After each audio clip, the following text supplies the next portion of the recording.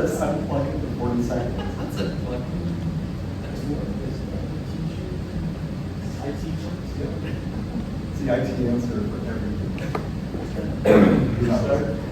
Yeah, it's a plug. I can hear you.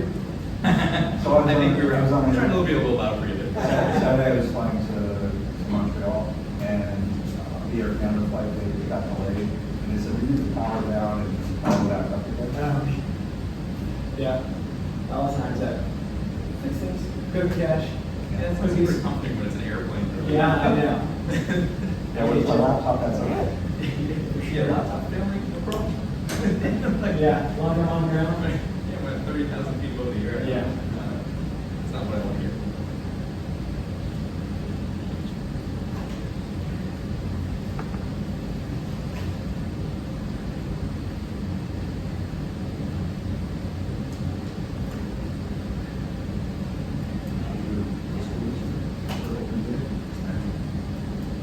That's fine.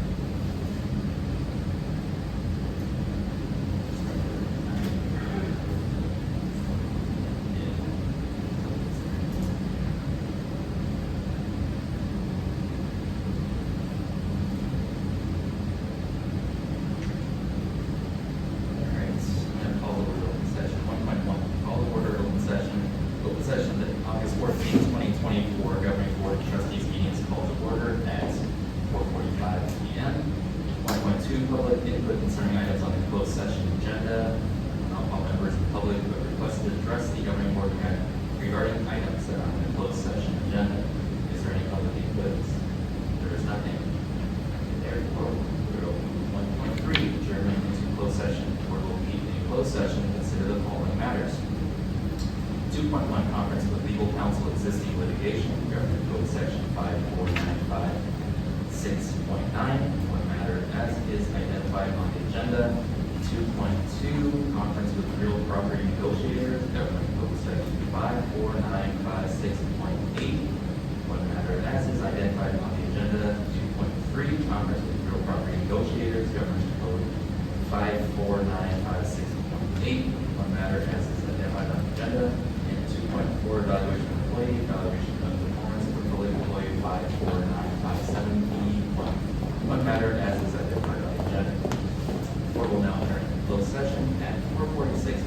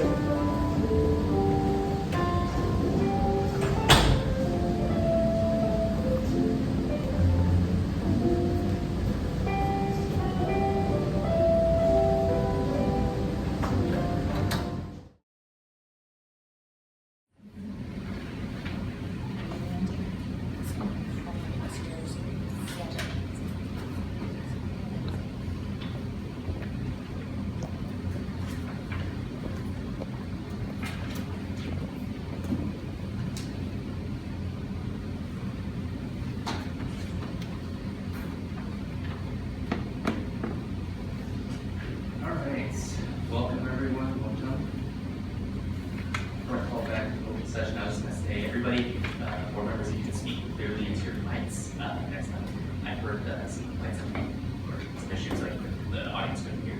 So if you can speak clearly, deliberately into the mic, that'd be fantastic. Thank you so much.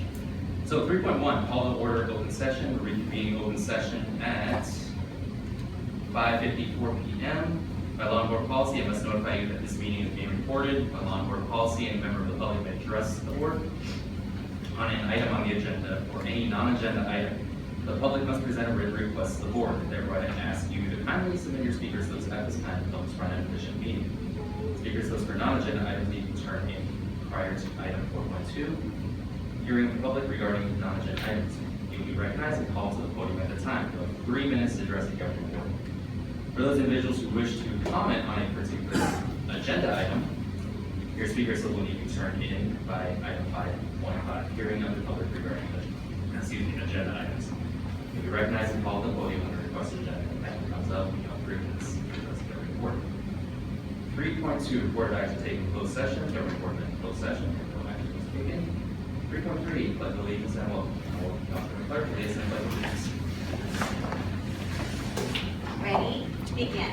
I pledge allegiance to the flag of the United States of America and to the republic for which it stands, one nation, under God, indivisible, with liberty and justice for all.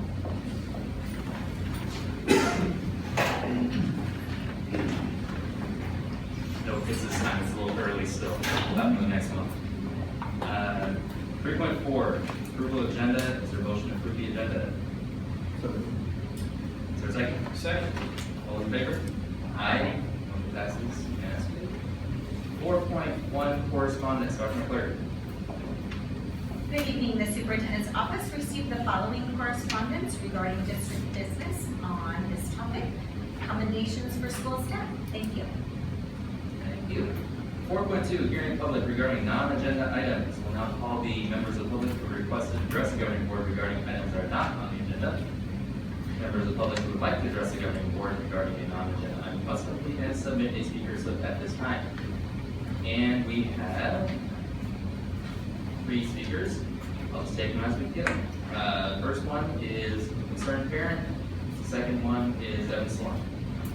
And the last one will be Monica Swanson. Good evening. Thank you for the opportunity to speak.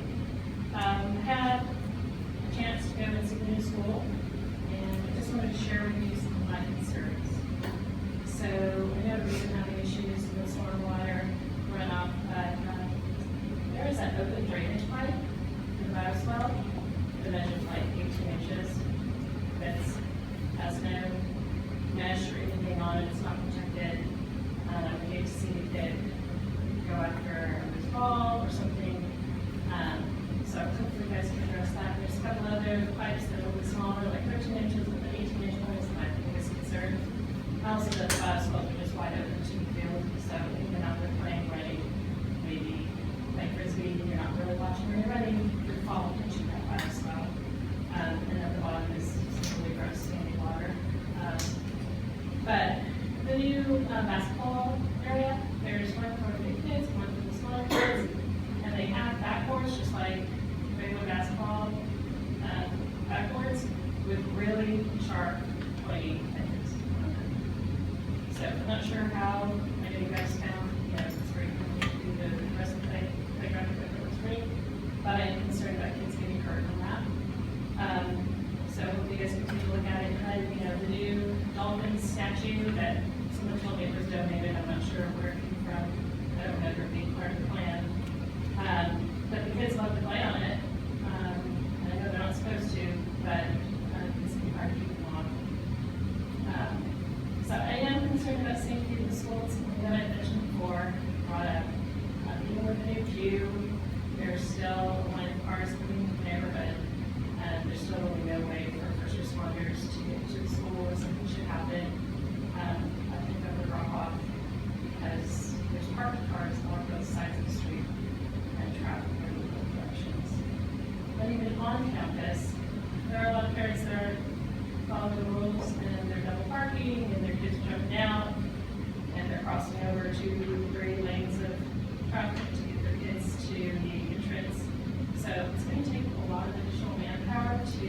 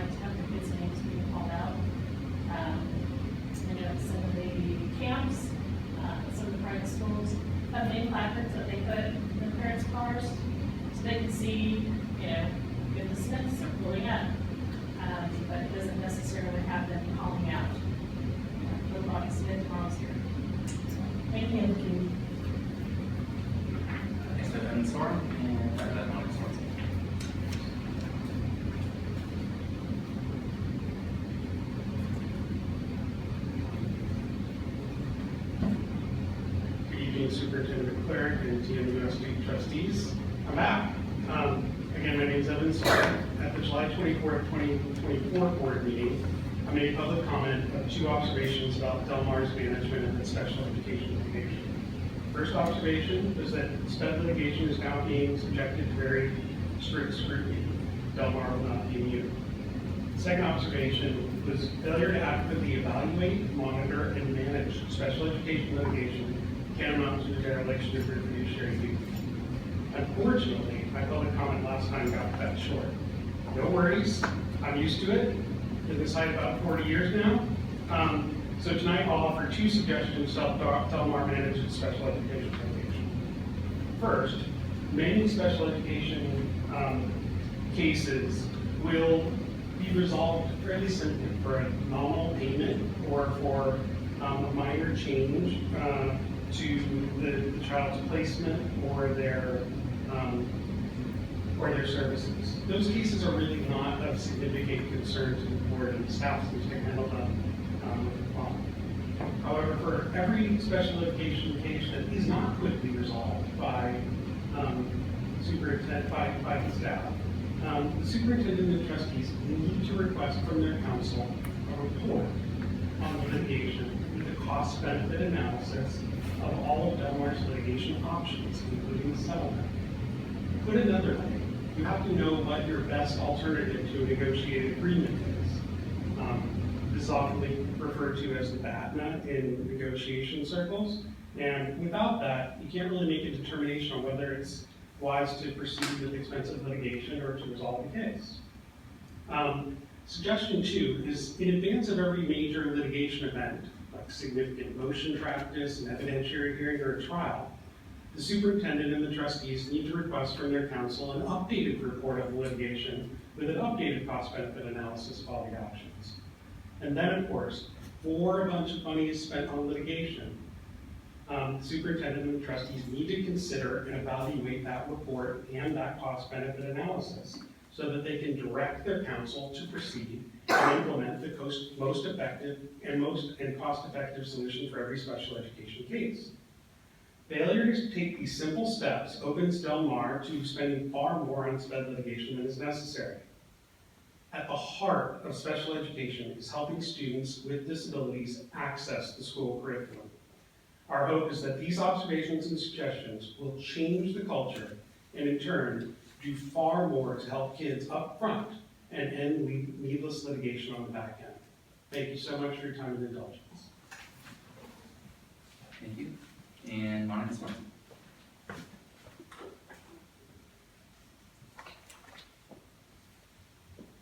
Thank you, Dr. McClurg and our wonderful members of our board and also our wonderful members of our cabinet and school leaders.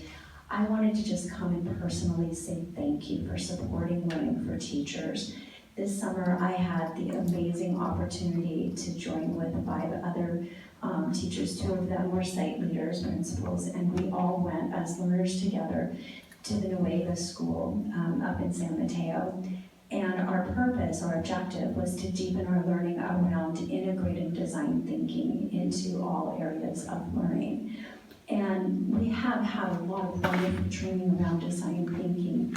We knew that we wanted to be able to take what we already know and marry that together with the competencies that we want children to have, the mindsets that we want children to have across the curriculum in alignment with our Destination 2028 and with all of our great learning with cultures of thinking. And so we went to the training and I expected great things and I found that it was even better than I expected. All of the learning and the activities were very intentional, very purposeful, and what we did really matched the objective. There wasn't a wasted moment, and I really came away, and the team came away with a plan. We came away with an understanding about how we could take this back to the rest of the teachers in the district. And so our ITs and also Gina Abramonte, who is a classroom teacher, and our principals, we put something together that we were able to present at our welcome back to any teacher who wanted to come, and several of the principals came, and Dr. McClurg sat in the session, and we were able to summarize and share our learning and afterward, many people came and said, we're really excited about this. This learning is actionable. There is something I can take away and do with this. I can do this right away. And so I'm excited because as the IT at Pac Sky, I'm going to be able to integrate with classroom teachers every day this year using the learning that I had at Nueva. I don't think I've ever had anything that powerful happen in my position ever. And so I just had to come and share that good news with you and say thank you from the bottom of my heart. And I know that the other people who attended felt just as joyful. It was really, truly wonderful learning. Thank you. Thank you. We are at 5.1. Board report from the Delmar Teachers Association. And I guess you're back.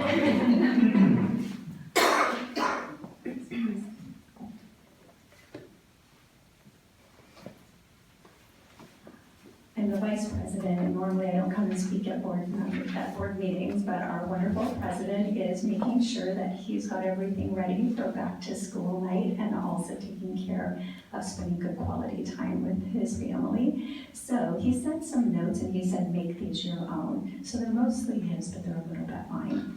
Here we go. Dr. McClurg and members of the board and members of cabinet and all of our wonderful leaders, we want to thank all of you. I'm gonna sound like I'm just, I don't know, so full of gratitude, but I really am. And this is from Jason and also from the rest of our leadership and other teachers. So thank you as always for all you do. During our first weeks back, we could see how much effort and support is in place to allow teachers to do their best for kids and families. It is great knowing that we have all the support from site levels all the way up to our school board. Thank you. As teachers, we really appreciate the days in advance to prepare for those first moments when the children walk through the door. Day one of last week, we used our time individually and collectively in teams preparing our wonderful environments for our children to come back and just feel so welcome. It's crucial for us to be able to connect at the site level and engage in that work because we change our environments every single year because we have new learning every single year. Day two, you were there, you know, was filled with joy. We had uplifting speeches and the Taylor Swift renditions were just classic. I have to say, I don't even know those Taylor Swift songs and you guys really made them stick with me, so thank you. I think it's really important to bring the joy and you do that every year at the Welcome Back and this year was no exception. It was really fun. So you did that so that we could enhance our learning. You got our brains ready to learn something really important. We have started to learn the best practices and the things that we might want to think about as we know our children are going to be using AI in the future. We got to see a number of platforms and tools with Christian Jackson. His session was packed. I think our only complaint about the day was that many of us who signed up couldn't get in, and we all want to make sure that we're included in the next 4 days, hint, hint, hint. And so teachers were given a lot of choice on the additional sessions that were provided, and we really, really value that, and we really, really thank the leadership for the thoughtfulness.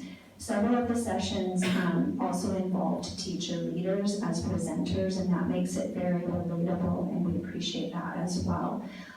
The sessions were relevant. I know that I attended a session on how to make sure that young learners feel very engaged in their learning, and I came away knowing that I'm going to do a Zoom with that teacher and one of my grade levels so that we can share that learning over at Pac Sky. So it's going to go all the way from Delmar Hills all the way across to Pac Sky. So that learning was very relevant.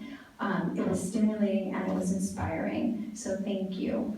And for many people who came, not for me, but for many people who came, this was the first visit to Pac Sky, and everybody marveled at what an incredible facility it is.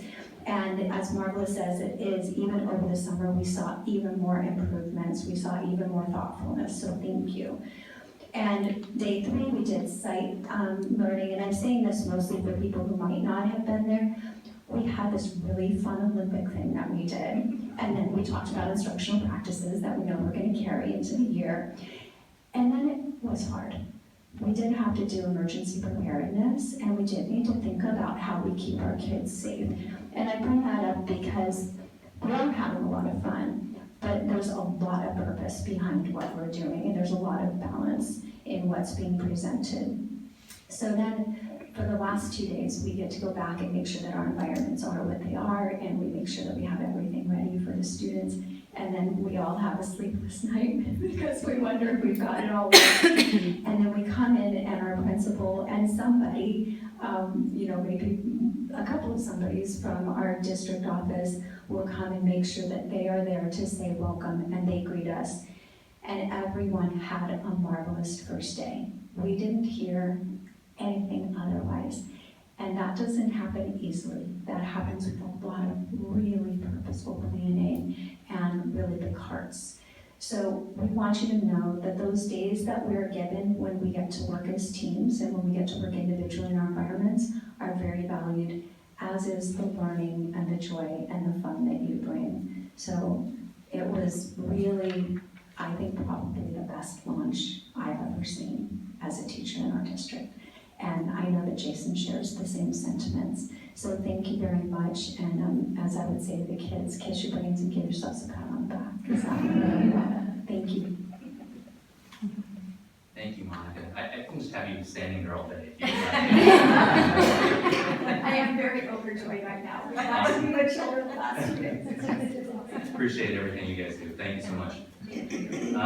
We are at 5.2, board report DMSCF, with our new president, Sheena San. Yes.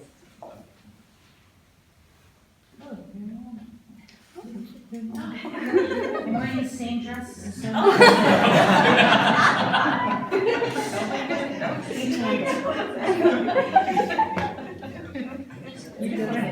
That's last year too.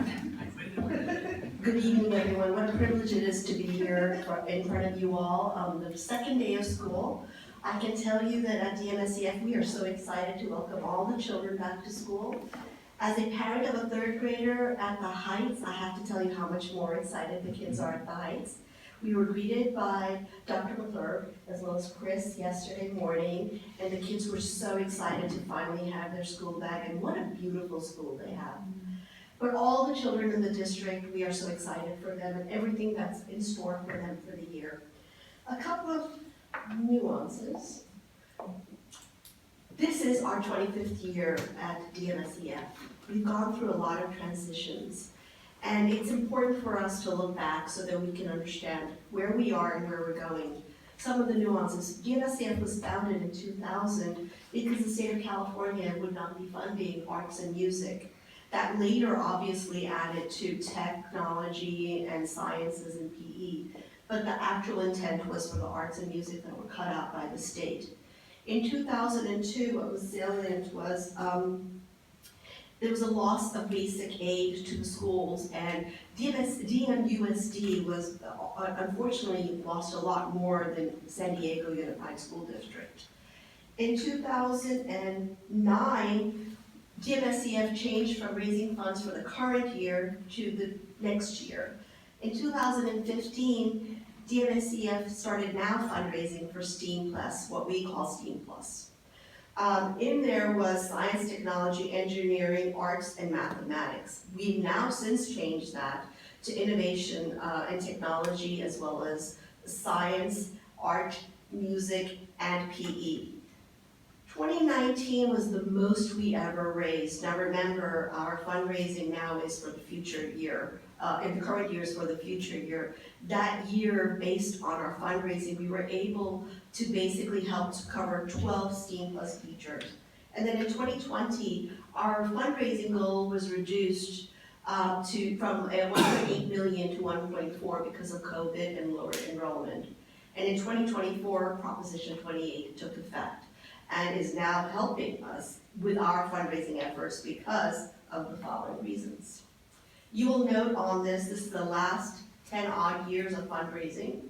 Although our ask is significantly lower than it was in previous years, the last 4 years, what has happened is if you look at the FTEs, the cost of a full-time equivalent has actually gone up.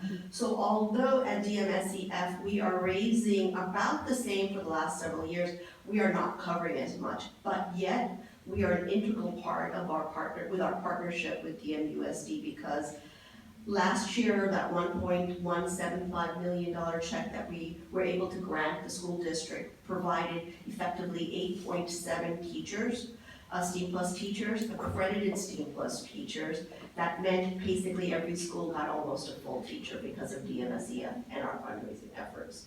So although the cost of the FTEs has gone up, one of the greatest things that's happened is we haven't had to raise our fundraising goals and have been able to provide some sort of substantial aid and grant to the education of our children. What this has done is basically provided our children with a 1 percentile education in elementary school, because it basically nurtures the whole child. It is about helping our children in these programs learn to think, create, and innovate. And that's essential to our children being raised in this day and age. We had a teacher speak about AI. STEAM Plus is evolving, and we know that the school district is trying to evolve as quickly as the needs of our society and our future children is going to be. Having said that, our contribution fall campaign goals are as follows.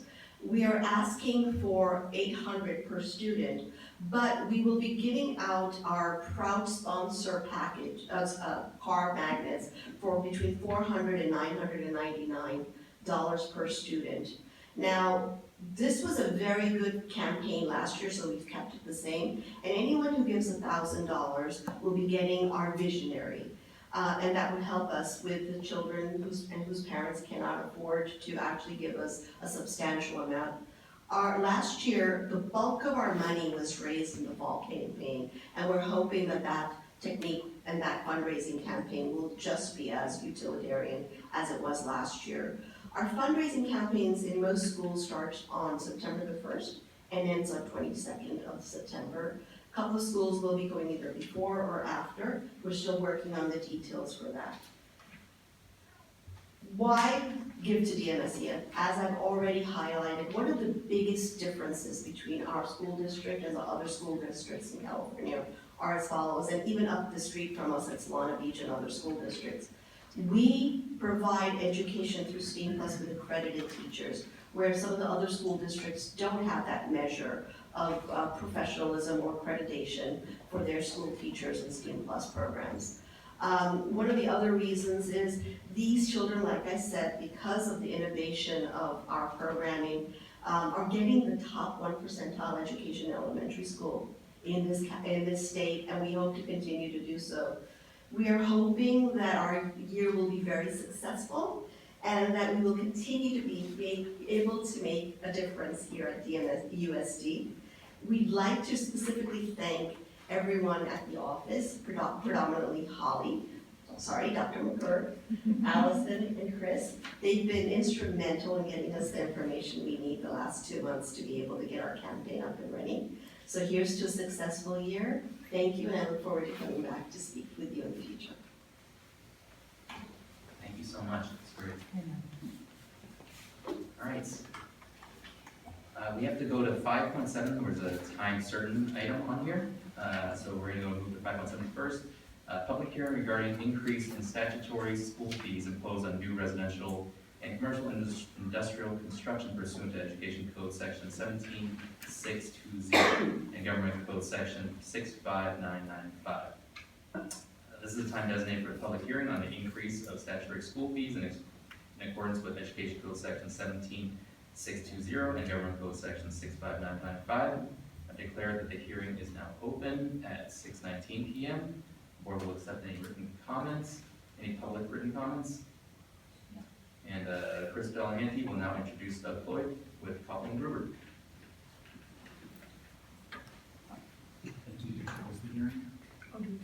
Okay, go ahead. Yeah. There aren't any public comments, and since there are no public comments, I will declare the public hearing closed at 6:19 p.m. Quick one. Quick one.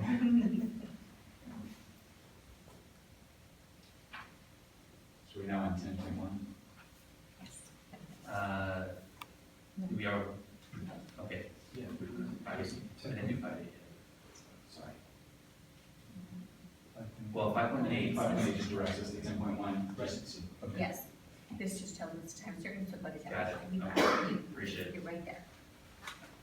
Okay, and 10.1 is time certain, which we're now at. Board approval of resolution 2024-12 to increase statutory school fees imposed on new residential and commercial industrial development projects. And Mr. Delehanty is going to introduce Mr. Blake. Yes, thank you very much, President Mock, members of the board, Dr. McClurg. This evening, we do have Doug Floyd, Vice President Acapulco and Gruber in attendance, but we will have Javier Anguiana, sorry, I butchered your last name, an associate with Acapulco and Gruber, who is going to be sharing on our fee justification study. So Javier, I'll ask you to come up and share the report, please. Good evening, President Mock, members of the board, Superintendent McClurg, and cabinet and members of the audience. This item relates to the level 1 developer fees that school districts throughout California may charge on new commercial and residential construction. These fees are intended to fund school facilities to accommodate the students generated from new development. Every 2 years, the state allocation board makes adjustments to the maximum amount that school districts may charge. This past January, the state allocation board approved an increase of 7.84%, which for Del Mar Union School District results in an increase from $2.27 to $2.45 per square foot on residential construction, and 37 cents to 40 cents per square foot on commercial construction. However, before the district may charge the new maximum fees, it must show that there is a justifiable reason or basis for increasing the fee, and that's done through a fee justification study, which our firm assisted the district in preparing. The study does show that the district is justified in charging the new maximum fees, and if it were to be approved, the fees would go into effect in 60 days. I'm happy to answer any questions. Any questions? Looking at our area, are there any real development areas where we're going to see capacity increase in schools? There's some redevelopment within the city of Del Mar, and roughly, the study shows 600 total units. Many of those units are mitigated through the CFDs. So if we remove the units from the CFDs, there's roughly 160 units. So, And this is new construction or? new construction, expected new construction, just throughout the district boundaries. I wonder where that would be. I have no idea. I think geographically it's hard to know because unlike districts where you have master plan communities with thousands of units, it's really sort of infill areas throughout the district, in addition to some of those redevelopment projects that are planned within the city of Del Mar. So it's, 20 units, 50 units here and there, but geographically it's hard to know exactly where those are located without additional research. Okay, thank you. So just kind of piggybacking off the question Doug asked, is this only for new construction or is this for any kind of remodeling that takes place? It's for new construction. Certain additions to homes are exempt, but ADUs and things like that would may fall under the new construction category. The statutes provide for any additions that are less than 500 square feet, but anything over, an addition over 500 square feet would be subject to these developer fees. And then I guess the last question would be, are we basically built out now after you're saying there's 600 ADU, or not ADU, but 600, what did you call them, sorry? Just residential. Residential. Yeah, after that, are we still more done?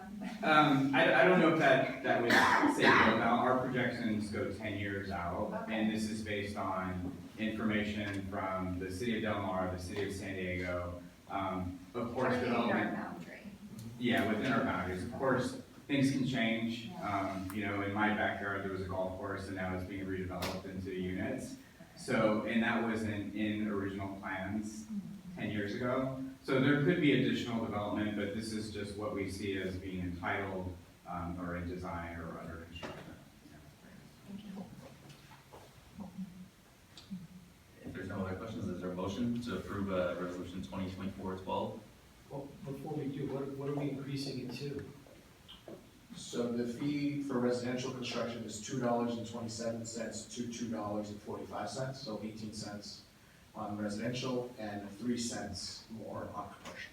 That's per square foot. Per square foot. All in- Move to approve. Second. All those in favor? Aye. All opposed? Motion passes unanimously. Thank you. Thank you very much, appreciate it.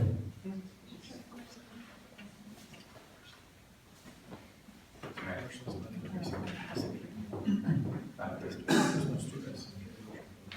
Thank you all. All right, now we move back to 5.3 with board report from our governing board members. We'll start at the end with Ms. Patrick. Hi, good evening. I just want to report that my 3 children are all in the district. I've got a kindergarten that started yesterday, and they're all very happy, and it was great to have them all starting back in school. And unfortunately, I didn't get to go to the teacher welcome back day because I was working at my school, but yeah, I'm just thinking that this is going to be a great year, and just happy that we're getting off to a good start. I'll report that I went by Delehanty yesterday at the end of the day, and it was really amazing to be there on the first day and see how joyful everybody was. What a long road it has been, a decade in the making, and thanks to everybody who made that day happen, and now the teachers and staff who are carrying forward all the joy and making that a great place for our kids and families for generations to come. Thank you. Well, I had a nice meeting with Dr. Daly, and we went over his findings. And what a bundle of energy he is, and I anticipate it'll be that on a shorter time frame here. But that was very nice and very informative, and I'm sure he'll make his presentation, which is something we can all look forward to. It just is exciting and interesting. I also had the benefit of having a tour, literally, I think it was last Friday. So it was just as the teachers were moving into Delmar Heights. And I gotta tell you, it was like the teachers were at their first day of school. I mean, they were walking on air and as excited as I've ever seen anybody. And so I anticipate that the kids really greeted their first day at Delmar Heights with just open arms, and the kindergartners are probably walking in saying, I get to be here for the next 7 years, and this is awesome. And I feel bad that it took so long to get to this point, but I'm happy we got to this point, and the school is gorgeous. If you've had a chance to see it, you know what I'm talking about. Just a specific sky, and somebody mentioned to me, they like the way the schools have different flavors, and they truly do. I think every school in our district really does have a different flavor, and I think that's good, rather than have cookie cutters all around. It really does. It not only makes our district interesting, but I think it's good to have those different flavors around. I did miss the rah-rah welcome back for the first time in 14 years. But at about 9 o'clock, I felt a burst of energy when I was in my office in New York, and I thought, wow, they're probably so excited to be there, but there was also an earthquake up north. So I don't know what it was, but anyway, that's my report. Welcome back, everybody. It's always good to start school off with a bang. Hi, everyone. I actually was telling people welcome back, Happy New Year. It feels like a new year and a celebration.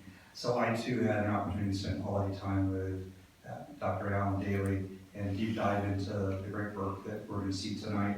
I can tell you, having worked in corporate America, it's on par, if not better, than what I've seen for surveys and culture improvement in an organization. So looking forward to seeing the full presentation. Appreciate the time you spent with me to deep dive into some of the questions.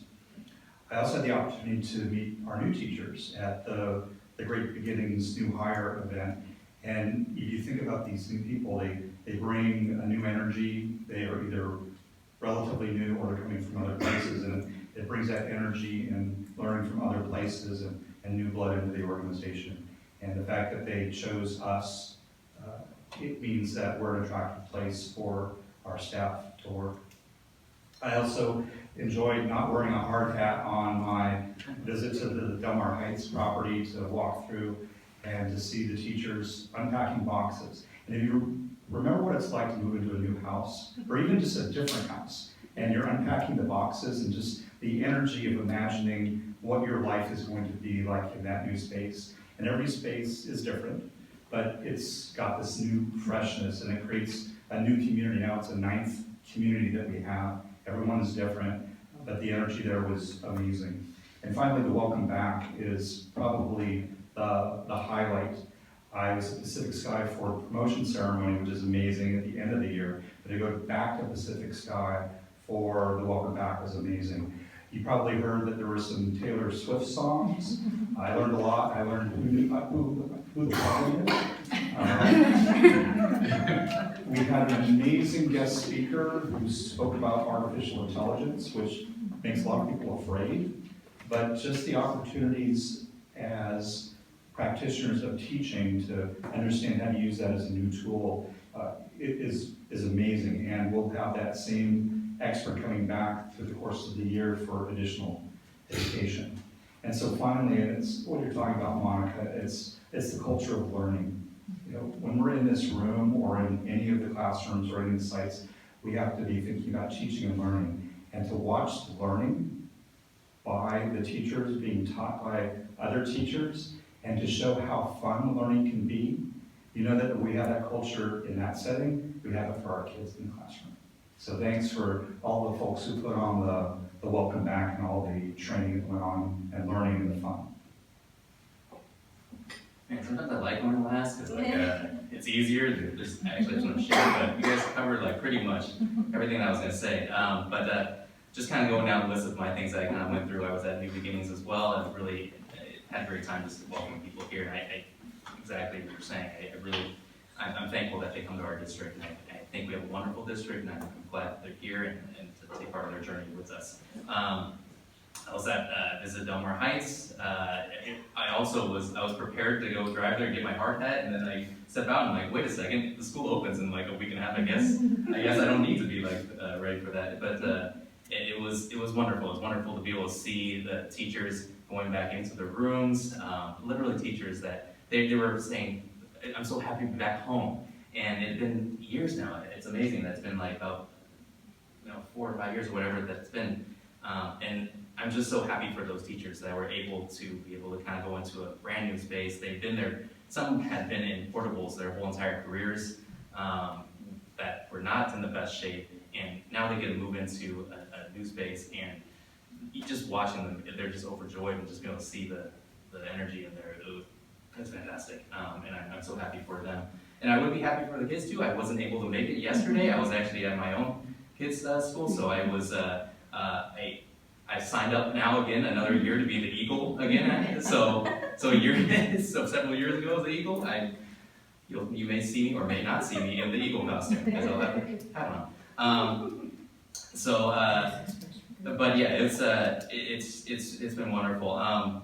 The other thing that I was going to say also, the Delmar Heights, it's such a great asset for the community. I'm so happy for it. Like, there's this wonderful walking space there that you can stroll around on the track around, and it overlooks the preserve and then the ocean. It's just, I think it's a huge asset for the community. It's fantastic there.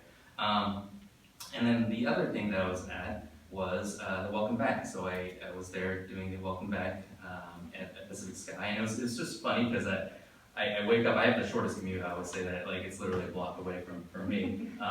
But actually, apparently, all like the teachers were coming, like, parked in our neighborhood, and so everyone was asking, like, hey, are the teachers here today? What's going on? But everyone was just so excited, just like strolling in, So I had the opportunity to walk with teachers coming in, and it was so fun. Everyone was so happy about everything.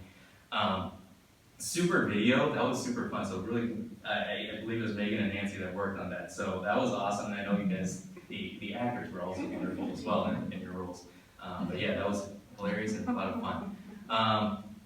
The keynote by Kirsten Jackson was like super timely, super important, I think, about how we can use AI tools.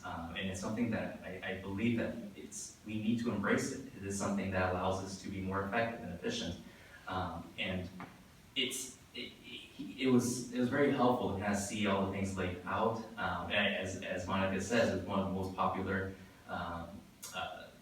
sessions. So, and hopefully, I know we have a partnership with them. So hopefully in the future there will be more opportunities for that.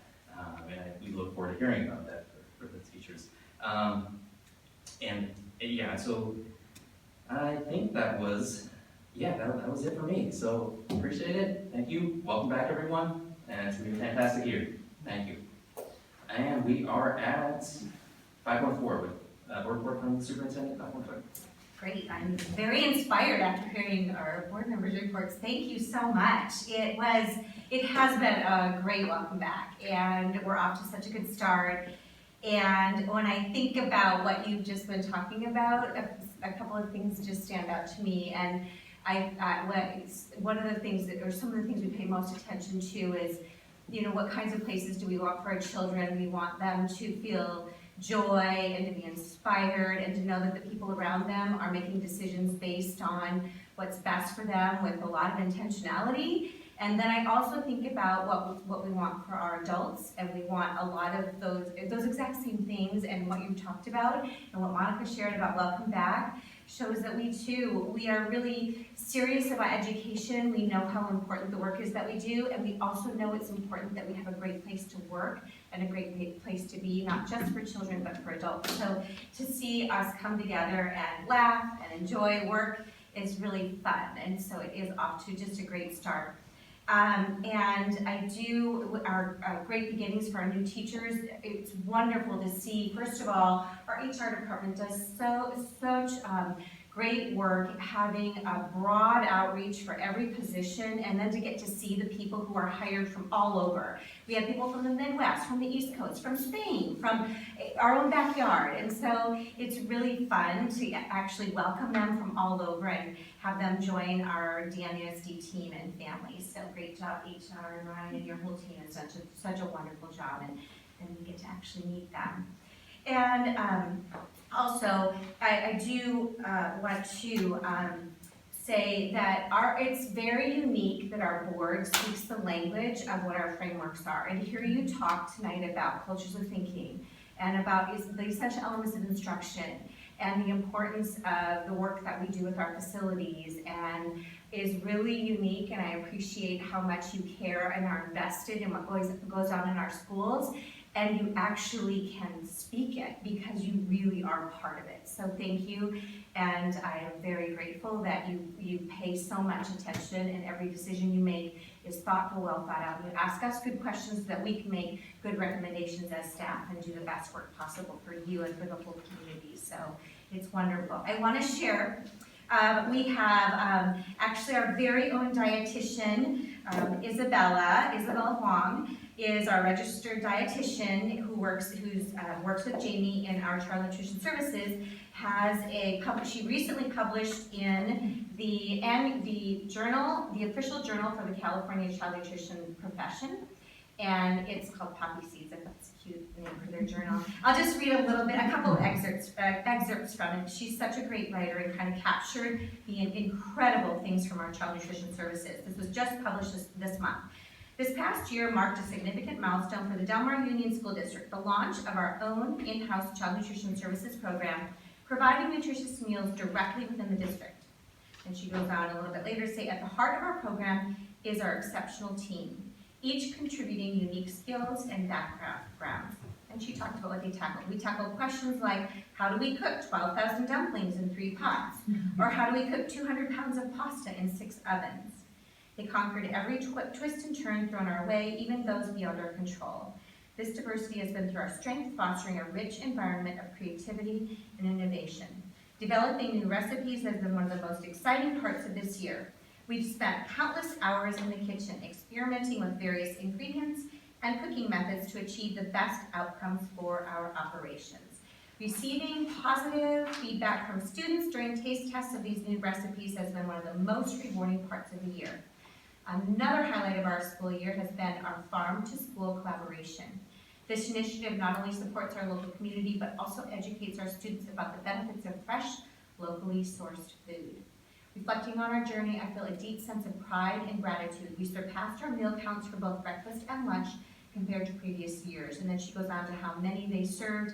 And then she ends with, as we look to the future, we're excited to continue growing and evolving our program.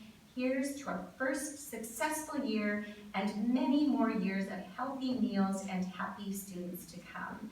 So the entire article is so well written and just wonderful in this journal, and I'm so proud that it went to all of those professionals who are a part of the California Child Nutrition Professional Organization, and she really is a gem along with Jamie. So congratulations to our CMS department. I know we'll share the gratitude. So and congratulations on getting published our very first year. So yay, yay us.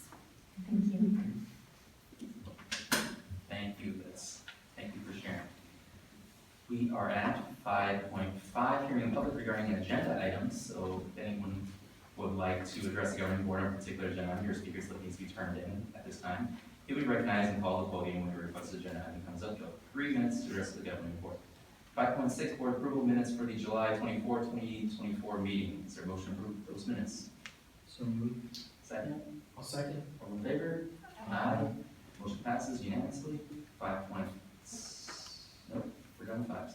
Moving to 6, 6.1 to 6.11 on the consent items. Are there any questions or things to pull up?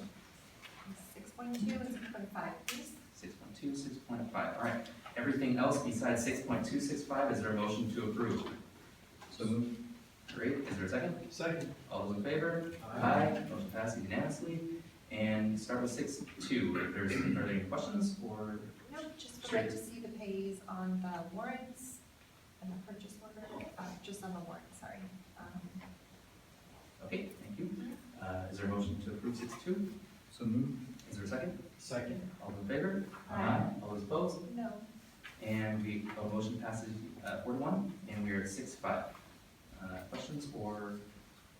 Wondering, so it's good timing that this conference is coming up for the team, which just got published, and I'm wondering if there are any kind of grants or funds that the state is providing or even federally to support this kind of conference and professional development for this team.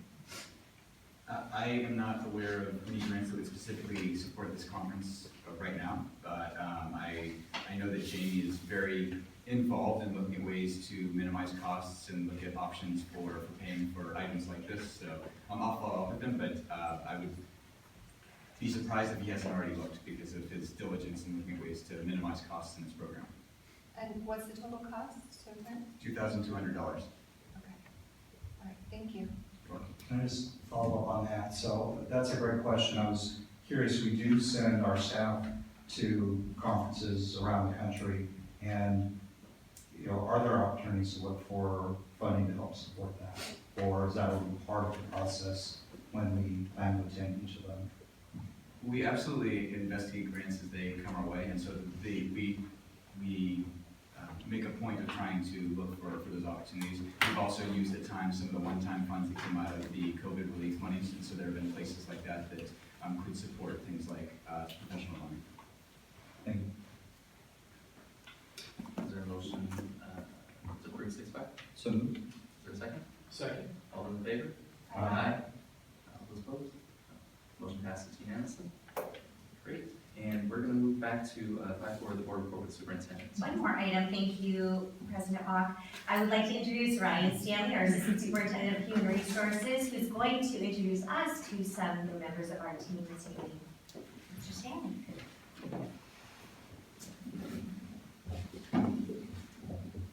So good evening, President Mock, members of the board, and Dr. McClurg. Earlier, Holly was talking about the work that we do intentionally in our district to make sure that it's a great place for our adults. Sometimes that may or may not involve lip syncing to Taylor Swift, just to bring it back. And most importantly, the great work that we do for our kids. The reason that we're allowed to do great work for our kids throughout our district is a direct result of the people we have in our district and the ones who are here making a difference and bringing their skills and abilities and talents to support all of our students. So this evening it is my pleasure to be able to recognize 3 of our newest members of DMUSD's leadership team. So first, I'd like to introduce our new Executive Director of Student Services, Leslie Montaro. Come on up. So Leslie has been with DMUSD since 2017 and has served as our program specialist since 2019. Prior to serving in Del Mar, Leslie served as a speech-language pathologist and supervisor of IEP support specialist in the Napa Valley Unified School District. And as a military spouse, Leslie had the opportunity to work in numerous positions in school districts across the country. And we're very confident that her broad experiences are undoubtedly going to benefit our district students, our families, and our staff. So welcome, Leslie. Well, thank you for having me and for that warm welcome. I am thrilled to be here tonight as the new Executive Director of Student Services. It's truly an honor to get to serve our students, their families, and our community in this capacity. And I am just really looking forward to partnering together and continuing the good work that you've been doing to foster those positive and enriching and safe environments across our district. Thank you. So next, I'm proud to introduce Sarah Smart, DMUSD's next Director of Fiscal Services. So prior to joining our team, Sarah served as the Fiscal Services Manager in the Vista Unified School District and as accountant in Encinitas Union School District. Sarah brings a wealth of expertise and experience. What's interesting to note is that she's very, very highly regarded in her previous districts, and I will say that each and every person that we spoke to, whether we initiated the reference check or whether they in turn reached out to us unsolicited, told us how incredibly lucky we were to be able to have the opportunity to hire her. So welcome, Sarah. Thank you. Thank you very much. I did not pay any of them to reach out. Just the word for now. I am so incredibly honored and fortunate to be here. I have heard nothing but fantastic things about this district, and just sitting here in the meeting, it is all coming to fruition. The excitement, the importance that you all take into your students, into your community is outstanding. And I'm just so incredibly excited to start and hit the ground running, and I'll be here first thing Monday morning, ready to go. Thank you. And then lastly, I'm thrilled to be able to announce that Abby Domingo has been selected as our principal on special assignment in our instructional services department. So Abby is not a new face to many of us. Abby has been in our district as a teacher, as an assistant principal and a principal since 2003. So Abby is so incredibly eager to be able to take on this new position to help support our teachers and all of our students across the district. Good evening, everyone. I'm an old face, but I am excited about this new role. I, continue to want to support our district in any way that I can. And when I applied for this position, one of my key skills that I added on my resume was enthusiastically invested in DMUSD. And I feel that way, and I've done that at the school sites that I've supported, and I'm really excited to be able to kind of expand that and support students and staff across our whole district in this new role. So thank you for the opportunity. So again, we're incredibly excited to be able to welcome these exceptional individuals to our team. So thank you. Welcome to our team. Looking forward to having you here. I guess Leslie, you don't have to take the seat immediately, right? You get a little bit of time. Next month. Okay, we are at 7.1, board report on summer camp and after school programs with Ms. Fieberg.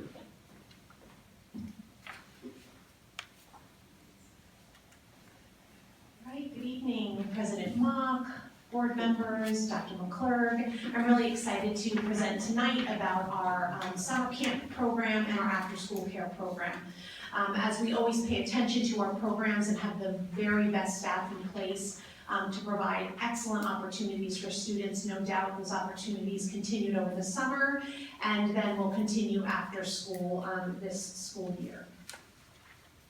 So we'll start with summer camp. Even though the year started, we're going to go a little bit back in time and think about summer camp. So with that said, we ran 2 sessions over the summer for our children in our community.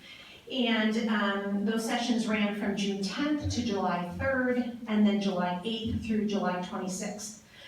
Each Friday was a fun spirit day, so a variety of opportunities to dress up, Disney Day, and different opportunities for staff and students to show their enthusiasm in different ways. And then there were also so many fun field trips planned for students. They went to places like Skate World, bowling, the Birch Aquarium, the Maritime Museum. I thought back to my own summer camp experiences and was really blown away to hear about the different activities that our students are able to engage in. Again, we have an excellent staff in place to make sure that they're having fun, that they're engaged, and that they're with their friends, with other people who care about them over the summer. You can see one of the pictures, they also had a really fun bubble party, just really captured some of the smiles and enthusiasm from the students. To share just a little bit about the number of students that participated in our summer camp program, we had almost 200 students each session. So that's a lot of children in our community who were able to participate, and then about 87 students who were able to participate and benefit from the expanded learning opportunity program over the summer. Of course, we heard some great things about CNS, and they were not taking a break over the summer. They were also preparing lunches and breakfasts for students at summer camp. So just to throw a few numbers your way, that they prepared 3,300 breakfasts for students and 6,260 lunches over the summer, which is a great number of meals. And I know our students really love the food that CNS prepares for them daily. And then if we're looking towards the future, we're thinking about after-school care. Our students already have had 2 days of after-school programs after their school day. So the goal in after-school care is always to provide enriching experiences for students, those opportunities being well-rounded, interactive, engaging, and safe for students so that they're, again, cared for in an extended day after school. Currently, we have about 615 students enrolled after school at all 9 of our school sites, which is exciting. That enrollment is up from last school year, so it's exciting to see students and families take advantage of those opportunities. And then all of our snacks after school are also prepared by Child Nutrition Services, so students are able to have an after-school snack in partnership with CNS and our Expanded Learning Opportunities program. And then, of course, for after-school care, for students who are eligible, they are also able to attend after-school free of cost through the Expanded Learning Opportunities program. And in addition to our after-school program, we're also in the process of planning for enrichment classes. So that's another opportunity that is coordinated by our after-school program for different classes that are offered throughout the week. We look at historically the vendors that have been popular and we've had great success with, and then we also look at new vendors that we can partner with. So some of our new vendors are actually some of them are family-owned by families in our community, which is kind of fun to have a partnership there as well. And then we look at, we have some new programs coming on like Sports X that offers basketball and flag football, Brains in Motion, coding and engineering. Strategic Kids will offer some chess classes. We have an art studio that's actually bringing a pottery wheel where students will have the opportunity to do pottery after school. So really looking at, again, those enriching opportunities for students and how we might be able to offer additional ways for them to explore and experiment outside of the school day. Okay. Oh, no, yes, okay. And that's it. Can I answer any questions for you? Just one, thanks for all this. It looks like it was a great summer. I was wondering, because my daughter Alexis, she's doing ASP, and she's told me about the snacks that she's had yesterday and today, and I've been packing her snacks, and I'm like, wait, they're giving me snacks? So I don't know if the ASP families know that, they get snacks. Okay, thank you for sharing that, yeah. Maybe I missed it, but. Yeah, and who knows, sometimes kids like 2 snacks. More snacks better. I'm still gonna pack my snacks. So if I can ask some numbers questions. So 615 students for after-school program, how does that compare with the numbers in the last couple of years? So I know that compared to last year, it's a handful more students. I don't have those exact numbers in front of me, but I think last year we were around 600, and so we're up a little bit from that. Great. And similar question for the number of campers that we had this summer versus the last few years. Those numbers were similar, so we were about in line with what the number of students that we served last school year also. And from a budget perspective, how did we end the summer with that program? It's a great question. I don't have those numbers in front of me either, but I don't have budget numbers from this summer. I can say that when we look at the last year, we were in the positive for the overall program. So we haven't looked at it down to just the summer camp level. Yeah, I remember that from last year, so I'm just curious, don't need to know tonight, but sort of curious how that turned out. Thank you. Thank you. How are you doing on like tasking and stuff like that? Is it like Great question. So, as we look to, first of all, our priority is to make sure that we don't have wait lists. So we are in the process, some of our schools currently do have wait lists, and so we are in the process of trying to enroll those students for September. And so the majority of our wait lists were due to either students who were newly enrolled to the school district and registered a little bit later, so we are continuing to hire staff and make sure that we have the right number of adults to support the right number of students, and so we're very hopeful to have our wait lists cleared for next month. so we're trying to accommodate those areas? Absolutely, yeah, it's a priority to provide after-school care for as many of our children as we can. All right, fantastic, thank you. Of course. Any other questions? Okay, great, thank you so much. Thank you. Appreciate it. All right, we are at 8.1 board report, Better Together. So we get to hear from Mr. Daly. And introducing. Yes, I have the pleasure of introducing again Dr. Ellen Daly, who's a professor and the director of Educational Leadership, the Educational Leadership Joint Doctoral Program for the Department of Education Studies at the University of California, San Diego. He's a very renowned professor and researcher at UCSD.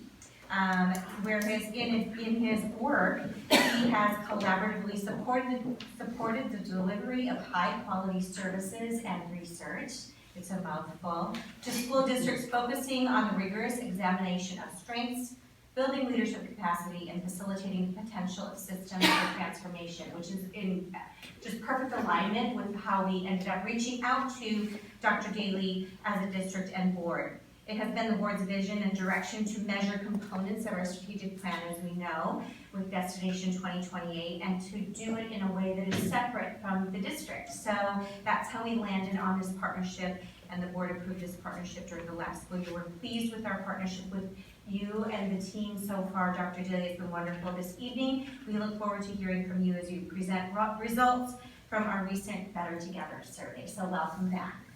Yeah, thanks so much. It's a real pleasure to be here. I got a little water because I'm going to sing the entire presentation in a Taylor Swift song. That seems to be some kind of a joyous theme that goes on here.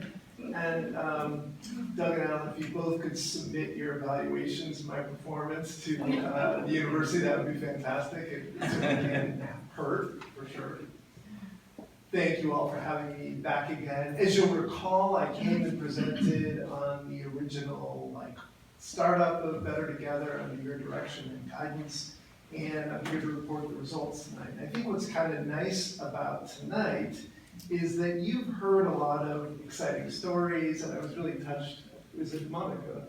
Yeah, I was really touched by just her heart and her warmth and the enthusiasm, and then each of you sharing about the start of school. So I get to quantify that. So all of that great feeling and feelings about the culture and climate and joy and gratitude, I'm gonna try to boil it down into some really pretty graphs with the soundtrack of Taylor Swift underneath. So buckle your belts.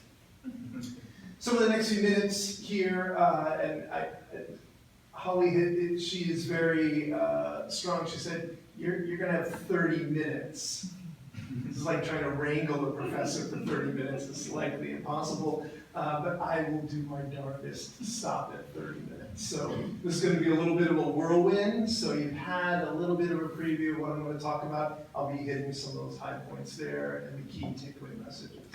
So just as a reminder, the primary purpose of this particular project is for us to respond to identified district needs, to capture data, to provide you with actionable information that you can use that's driven around student success and culture and important strategic initiatives, particularly around student learning. We heard a lot of great things about that tonight, and that's a real focus of what we're measuring.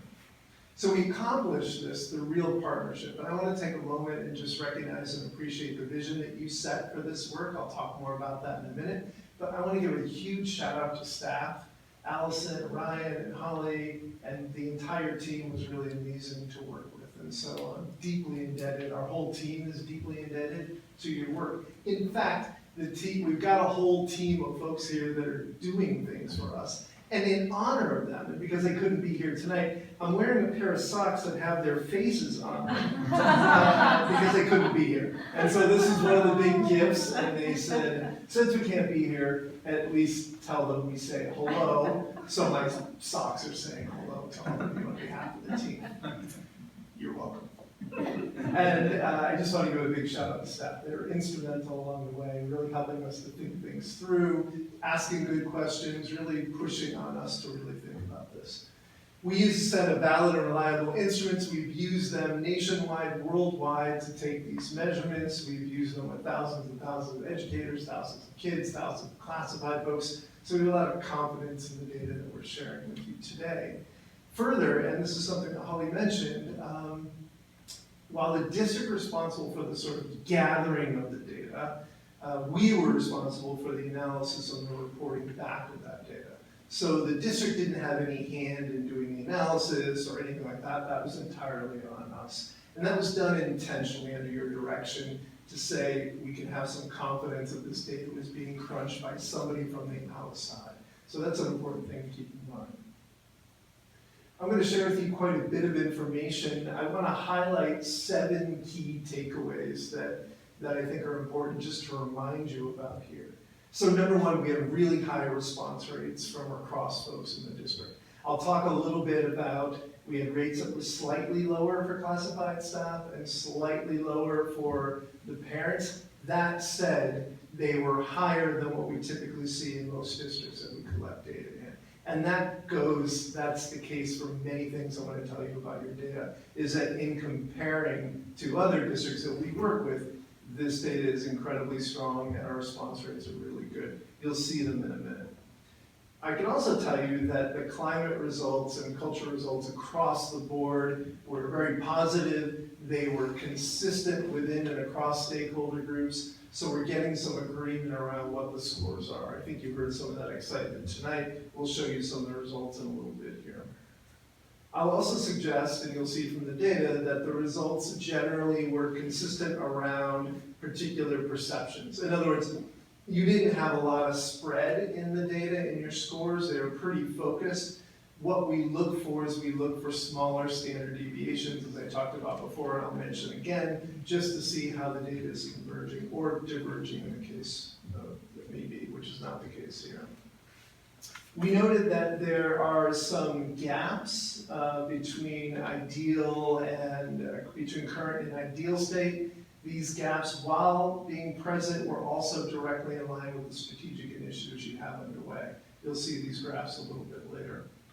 We also did an analysis suggesting some high leverage domains. Those were directly related to student agency around voice of choice, and they were also related to this idea about belonging as connected to learning. Finally, I would argue, and the data would support this, that many of the research-based preconditions that are necessary for success are clear and present in the district from the data we gather. You hear evidence of that from the stories, but we're about to quantify that. I want to make a recommendation to all of you about the way that you approach this data. You're going to see a lot of strengths in this particular data. I want to encourage you as you're examining this further to really focus on those strengths areas. Do rigorous examination into those strength areas, and then ask yourself the question, how did we create those conditions for that to take place? And then how do we do more of that? Start from that place, because that builds on your district's efficacy, the efficacy and the vision that you've all set, the conditions that many in this room and the ones that you represent have created. Really focus on those strengths, and I think that'll take you to the next level. So it's a general orientation I want you to think about as we look at this data. I want to remind folks what we did. We started working together in the spring of 2023. Seems like oh so long ago. We created some awareness. I came and presented to the board. We have worked on co-creating the instruments last summer with staff, refining them, making sure that they're responsive to the needs that you had here in Del Mar. And we kicked off data collection in the fall. That went into the early winter a little bit. We did some analysis in the spring to look at the data when the results came in. There was quite a bit of data coming in, as you'll see in a minute. And then this summer, we've been presenting to staff and to board members individually, and we'll be thinking about what our next steps are going to be based on what the data says. We collected an enormous variety of data from almost all the folks across the district, including things around culture and climate, which I'll explain a little bit more in a bit. Leadership, professional community, student voice and choice, and at the school, that was from the district level. The school level, we collected culture and climate, leadership, voice and choice. You'll hear these ideas repeated over and over.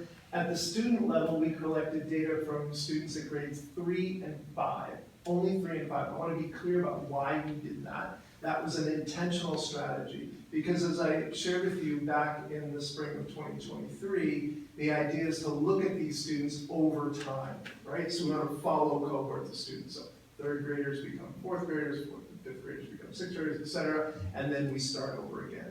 When we looked at parent data, we are also taking the same sample of the parents in the third grade and the parents in the fifth grade so that we could follow those cohorts of parents along the way.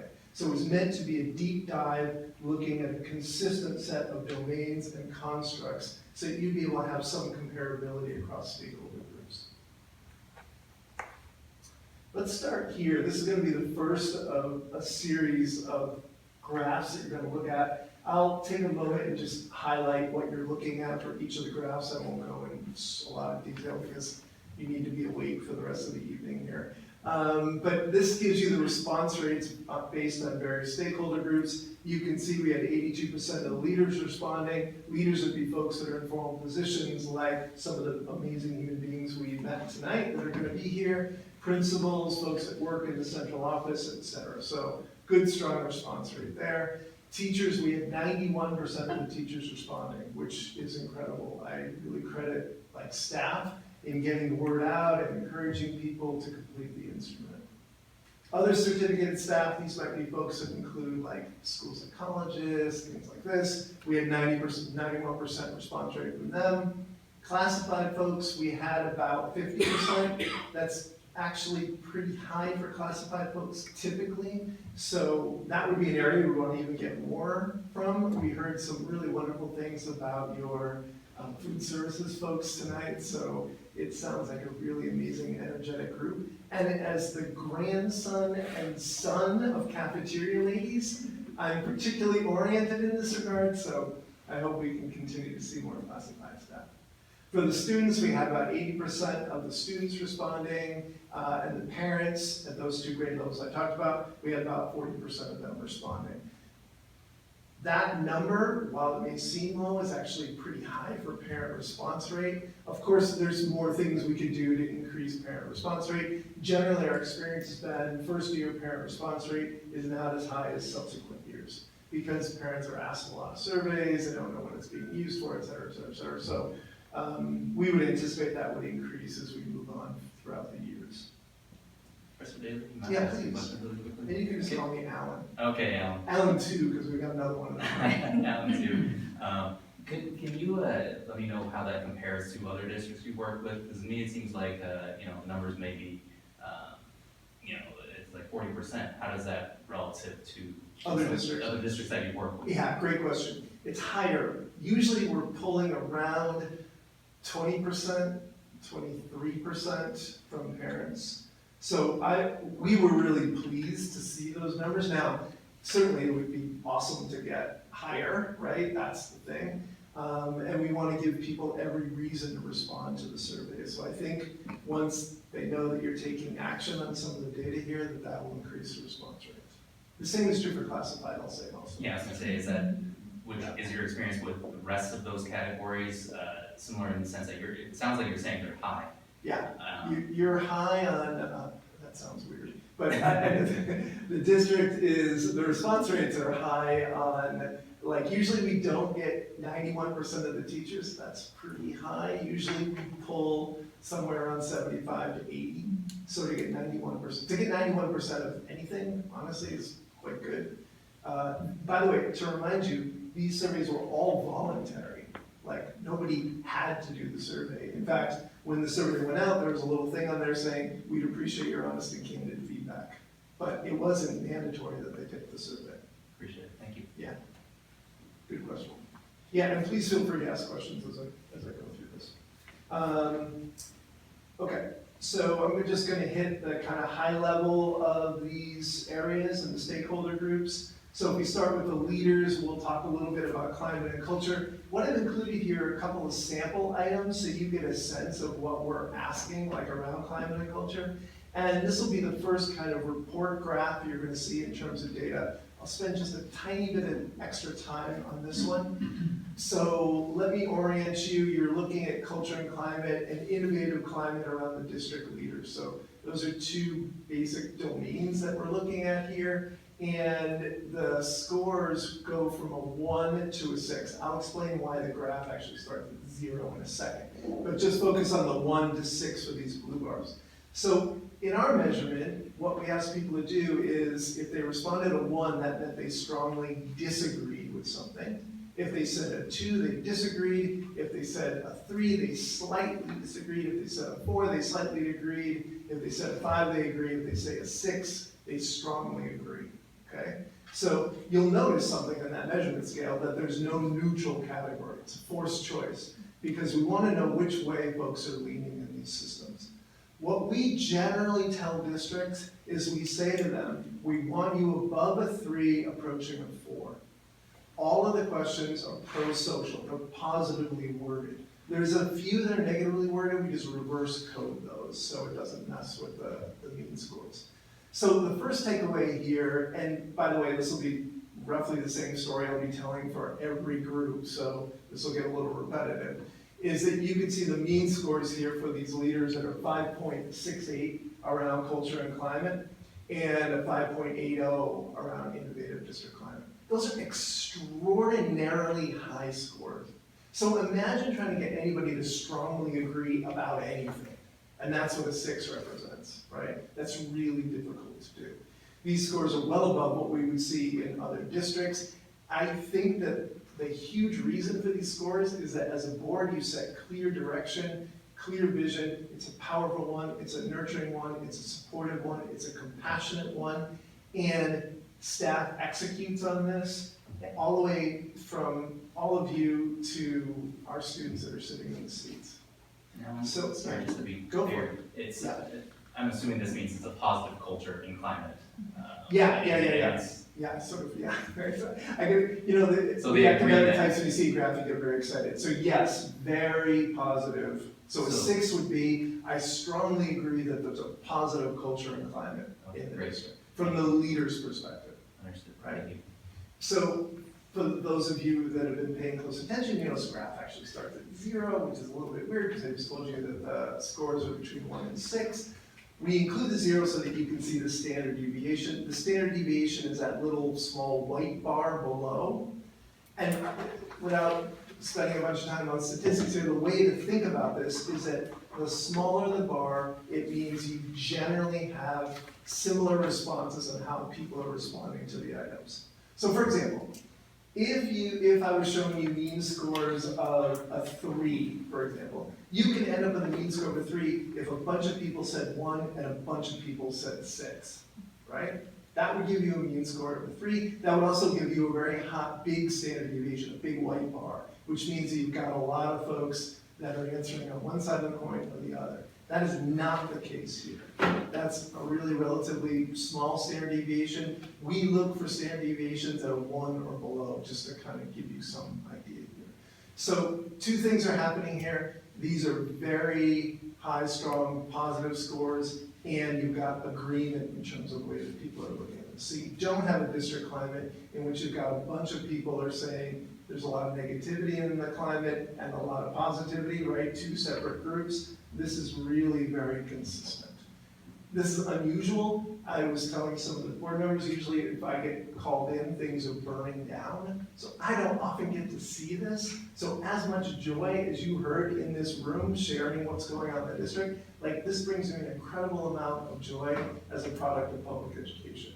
So I'm deeply indebted for this opportunity and this experience to share this data with all of you. So well done. And this is just on the leader. Now I got a whole bunch of other ones to share.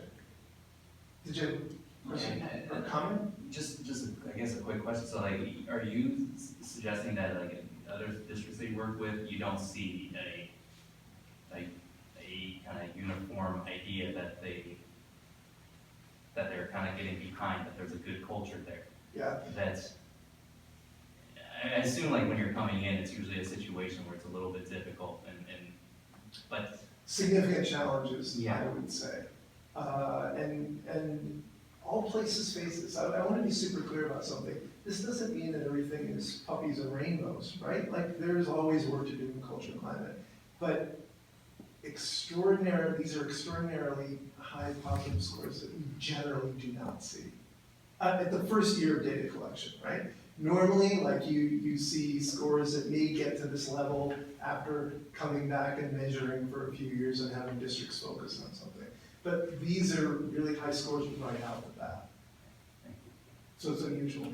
And I know because it's sort of like being a fish in the water, and somebody says, oh, can you describe the water to me? It's really hard because you're in the middle of all of this. And so it's hard to know like what this actually means, but these are extraordinarily high scores. As high as you can go as a 6, so I don't even imagine you could squeeze out another 0.2. Okay, let's talk about leadership quickly. It will be sort of the same story. I don't want you getting too concerned if you see like instructional leadership at a 5.4 and climate and culture at a 5.8. Like that should not cause you to stay up at night. Those are probably statistically about the same. So again, the same score, the same scale we have here, these are all well above what we would say the districts to achieve, which would be a 4, right? Well above this. Standard deviations continue to be quite low, well below 1. We look at professional and community, you can see some of the items here, and it's the same story. I'm going to go a little more quickly, just given time, but I'll highlight a couple things that I think might be important to you. But otherwise, really strong, really high in relative comparison. Now, to be clear, we don't have a normed sample to compare you against. I don't have another exact Delehanty to compare against. We're actually working on getting some partnerships with some districts that are also basic aid and just north of you to do this as well. So we have more of a comparative sample as we move forward, which might be kind of nice to have. Let's take a look at the teachers quickly.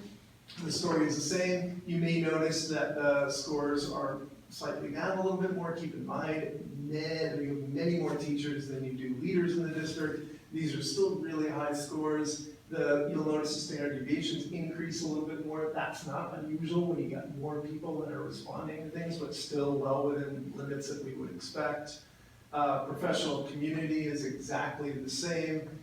You see a little bit of peer collaboration, still well above a 4, rounded up to a 5. Standard deviations are still in what we would expect. Tonight we heard a lot from classified staff, which I really loved. And if we take a look at our classified staff results, we see similar kinds of scores, well above a 4 and a 5, with standard deviations slightly higher, but still within limits that we wouldn't have any concerns about. Professional community around classified folks, same scores, well above a 5, and a little bit higher standard deviations, but still within norms.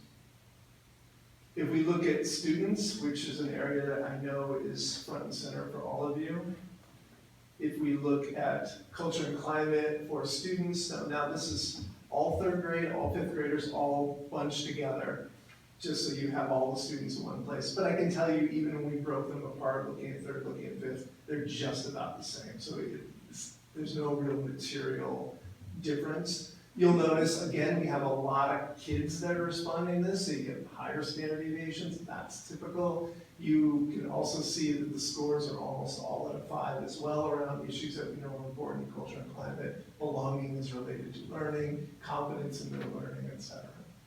Question. Please, yeah, thanks. Kathy. How are students given an opportunity to complete the survey? That's a great question. Steph, I'm going to ask you, I think we sent it out, yeah.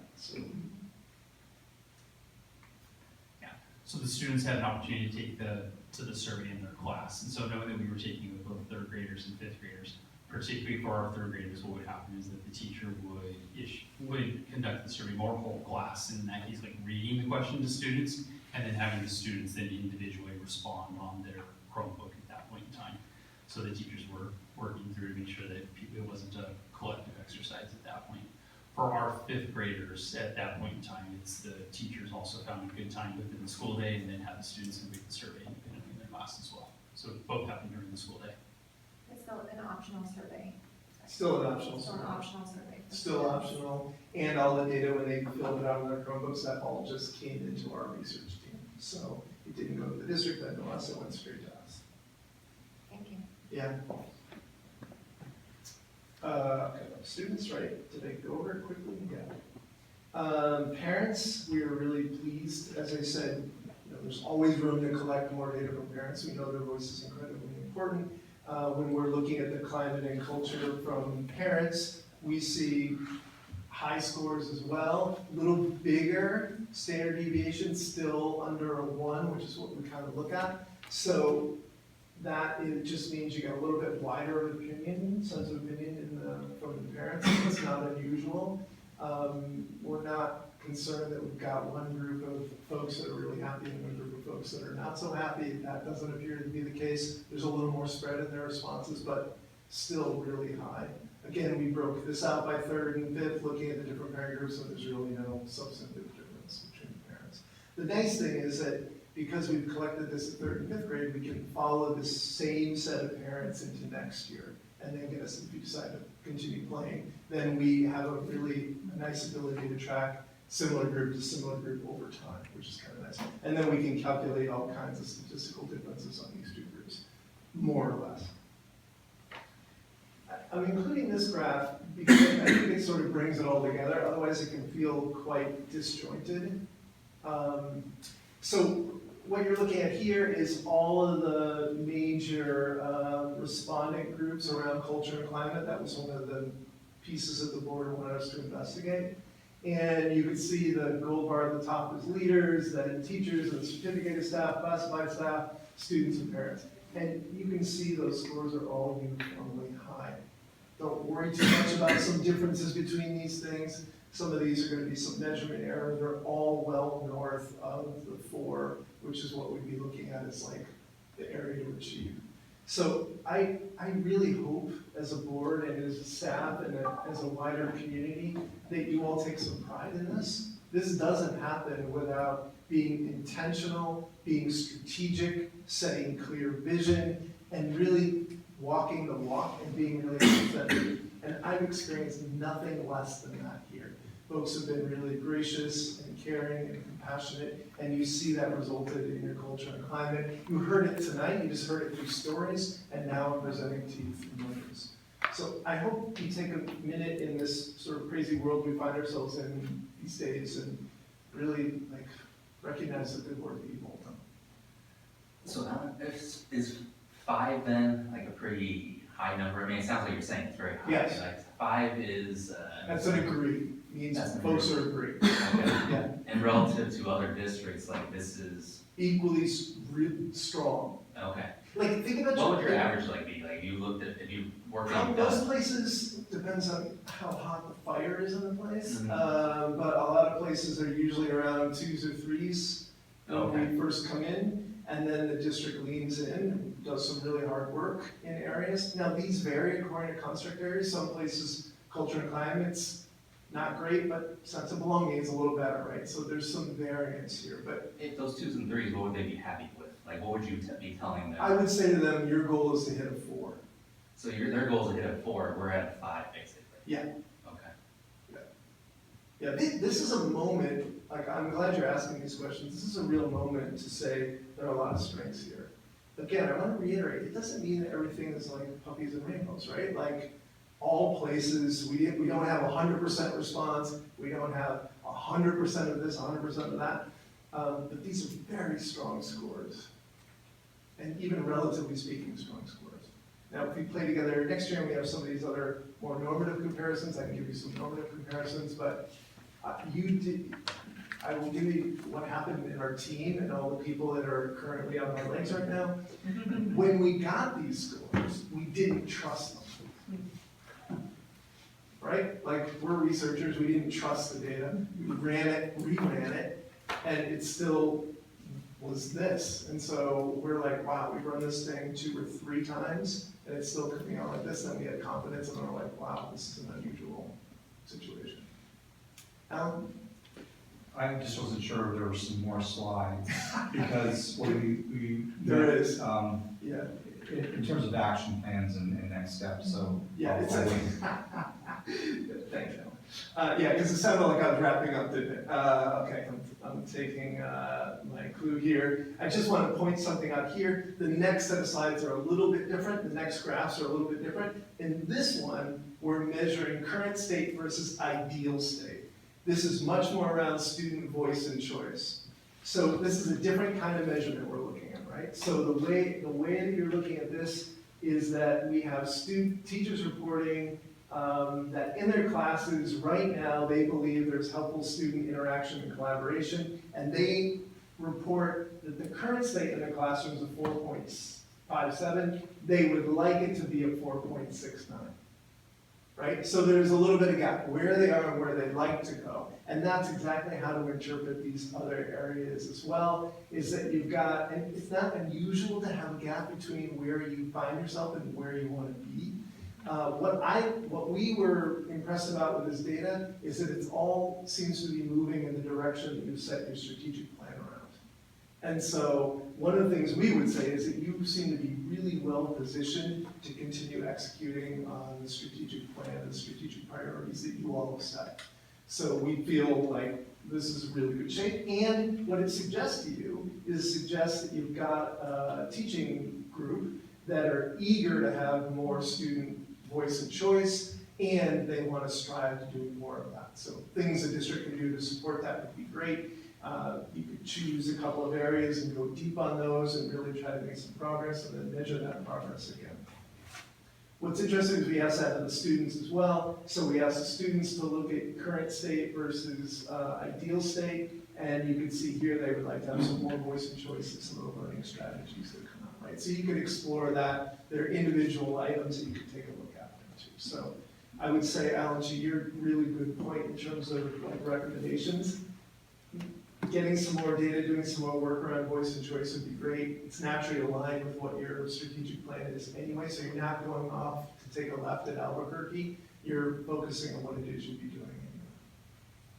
We also looked at what parents were saying as well, and some of the same kinds of things came up as well. And this is just another one of these graphs that kind of pulls together students and teachers. And the basic idea here is you get an idea that there's a little bit of a gap. There's some areas that you might want to lean into a little bit more organized PD around that. Maybe some of this great PD we heard about today could also be directly tied to this, or maybe it is. I just don't know what that is.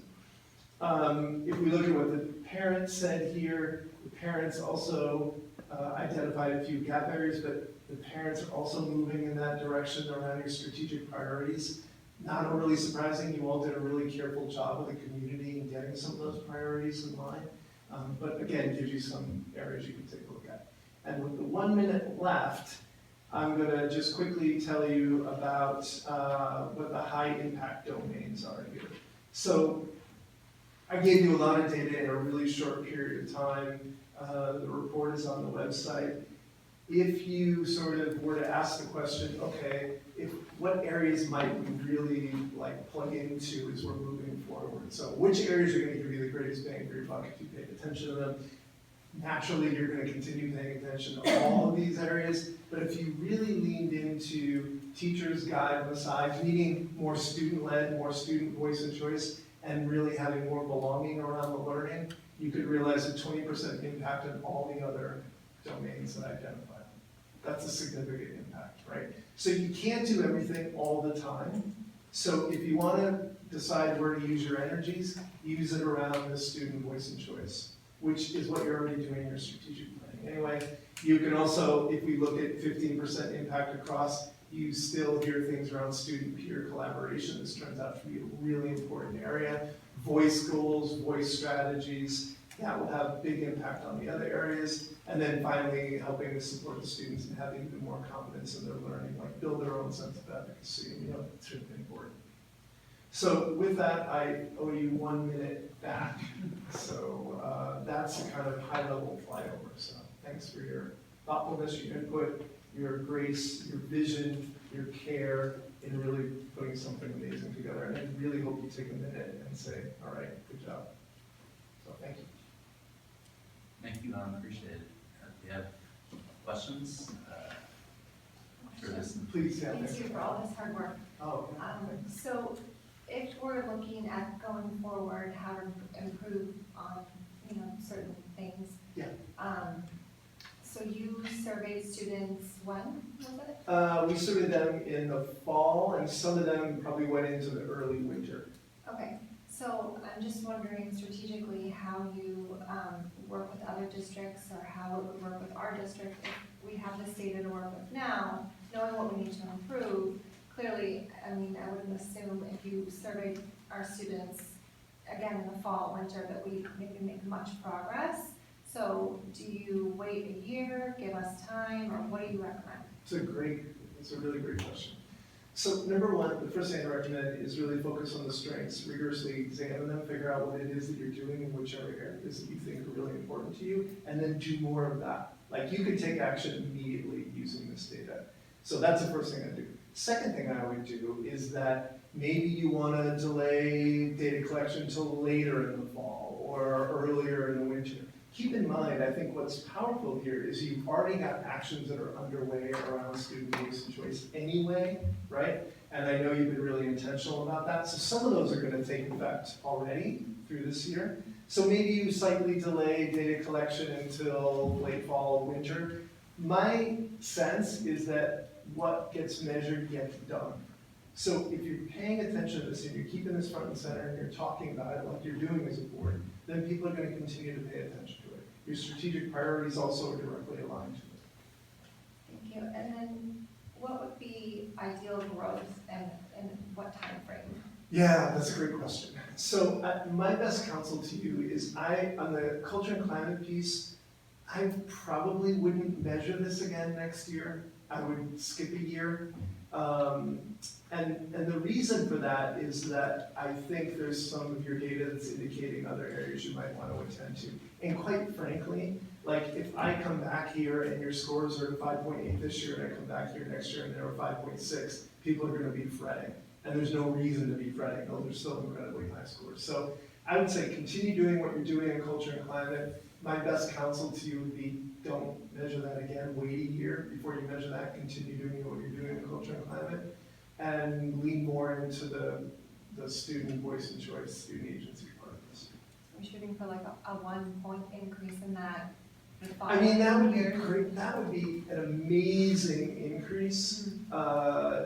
We're happy if we see a 0.4, 0.5, Because remember, you're measuring across a whole bunch of people, and you got a whole bunch of people to say, yeah, I noticed this amount of growth. That's fantastic. To get a one jump is really pretty hard to do. What I would look for is I'd look for, like, and we can calculate this for you, what's the difference in the gap between current and ideal? Remember all those gap graphs that I was showing? Like, we can measure, like, to what degree is there a difference between, like, the blue line and the white line? And then we can see that change. Okay, yeah, so we're, maybe starting with the ideal. I think so. Building from there. Yeah, that's exactly what I think. And maybe even like, maybe there's one or two of these areas that you really want to focus on it, as opposed to trying to do all of them, right? And once you figure out the areas that you want to focus on, I would say go back, look at the items, figure out the ones you did really well on, and then rigorously examine how you did that. And then try to do more of that stuff, because you already know how to do that. Thank you, those are great questions. Well, first I'd just like to say thank you for choosing to spend your time with us. We know you have a great team and it's an honor to work with you, so thanks for working with our district. I forgot to mention in my word remarks that I also got to hear the presentation from you earlier, and it was, it's nice to get a one-on-one presentation from our professor, so that was kind of a treat. And so fill out that evaluation. yeah. Good So it's fun to hear you present. And I just applaud the district for really incredible results. I mean, this is not by accident, as you said, and we have big dreams, even on these voice and choice goals, which, the fact that we have these goals and that we're trying to achieve them in by itself is a huge accomplishment. So I'm just really impressed by the results across the board. And I also thought it was interesting at the end, it just kind of moved quickly into the end, but the statistical analysis of just figuring out which levers we can pull, where we can put the effort that will impact other things, and how there's a connection between the different things that we're working on was really helpful to understand. And then just to take a step back on this whole thing, where all this came from is, wanting to have a third party perspective on how are we doing in district when it comes to culture and climate and achieving our goals? Because we do lots of strategic planning and lots of evaluation, but there's a feeling of, well, how do we know that it's as good as we say it is? And it turns out it is. And so I think it's very validating to see these results and know that it's been done by a group as reputable as yours is to really validate the work we're doing. So thank you all. I'll take a moment to feel pride in our district and all the accomplishments. And as you said, we don't always get to feel that, so appreciate it. Thanks. And I'll also say, we don't have a dog in the fight, right? So if the results are great, that's great. If they weren't great, I'm just reporting what the results are, right? So we're really honest brokers as far as that goes. So thanks for recognizing that. And my team really appreciates it and valued this opportunity. It's great learning for all of us to be able to do this. So me having them on my socks is a point of pride. So thanks again, and not a surprise with the results. Yeah. I guess I want to think about actions. Yeah. So one route is to say we have plans for executing our strategic plan. We're going to keep doing that. Not going to change anything we're doing because we think we have the right plans, but we're just going to measure it. Yeah. And we're going to see how things change. Yeah. That's one step. The other could be, what are we going to learn from this, because we're in the business of learning, and say, what did I learn from a high impact domain? What did I learn from the strength area that I want to keep working on? What did I learn from the gap between ideal versus realized? And how am I going to modify what's in my current plan to focus on those areas and measure it when we're ready to measure it at the appropriate time? So I don't think we have the answers tonight, but what I'd love to see from staff are recommendations of what are we going to do based on this great work?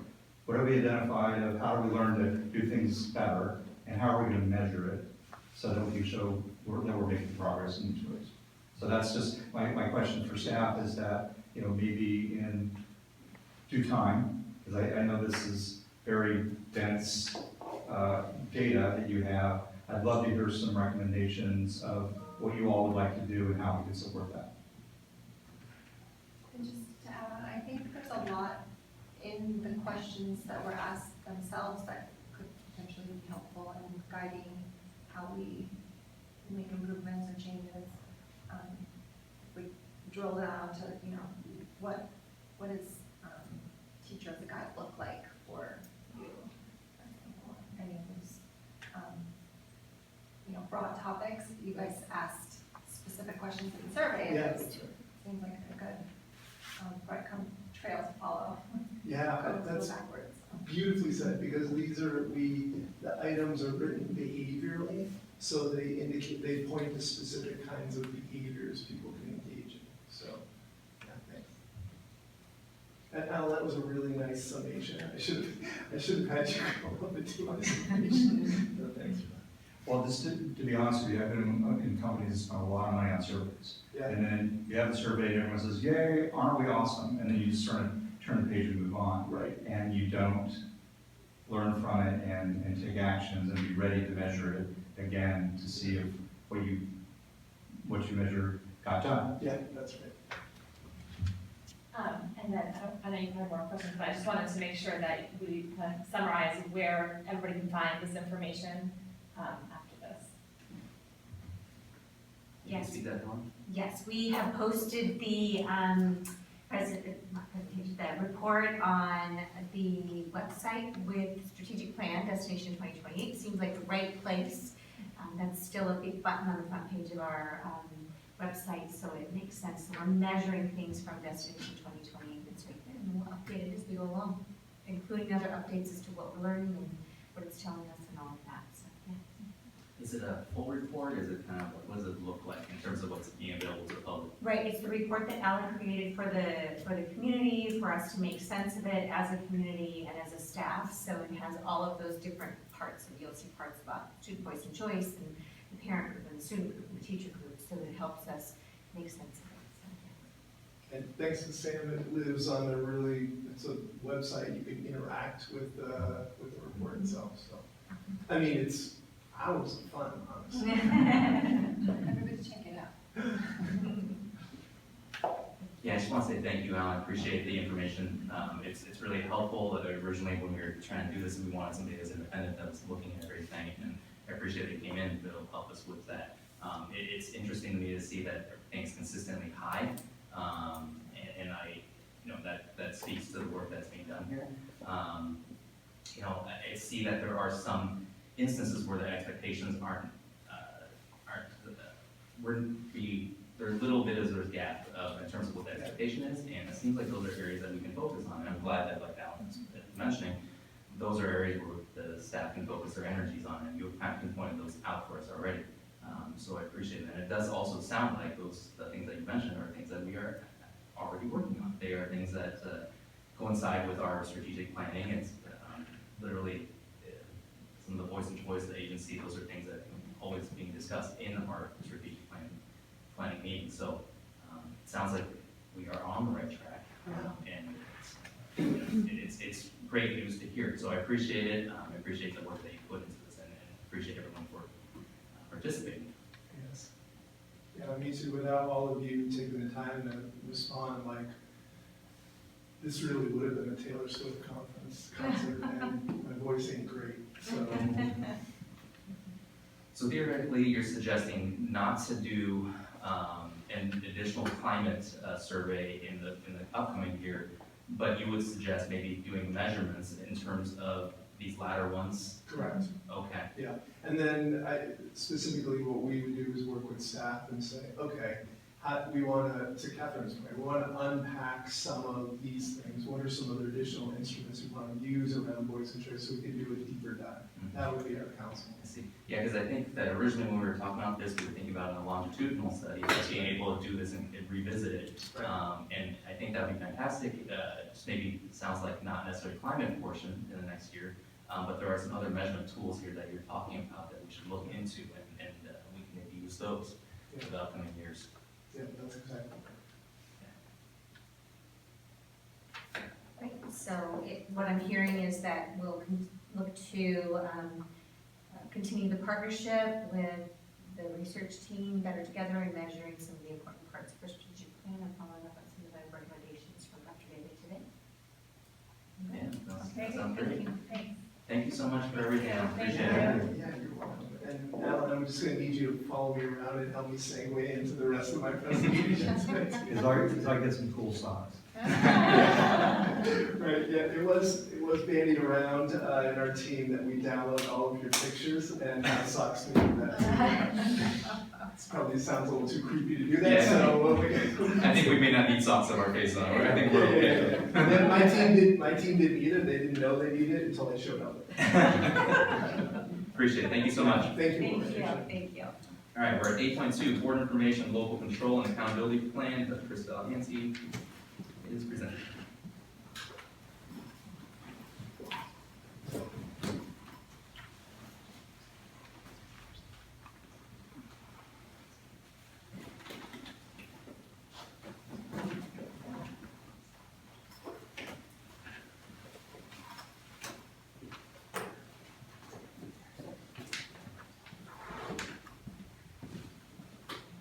I didn't want to interrupt Alan, it's getting a little warm for session.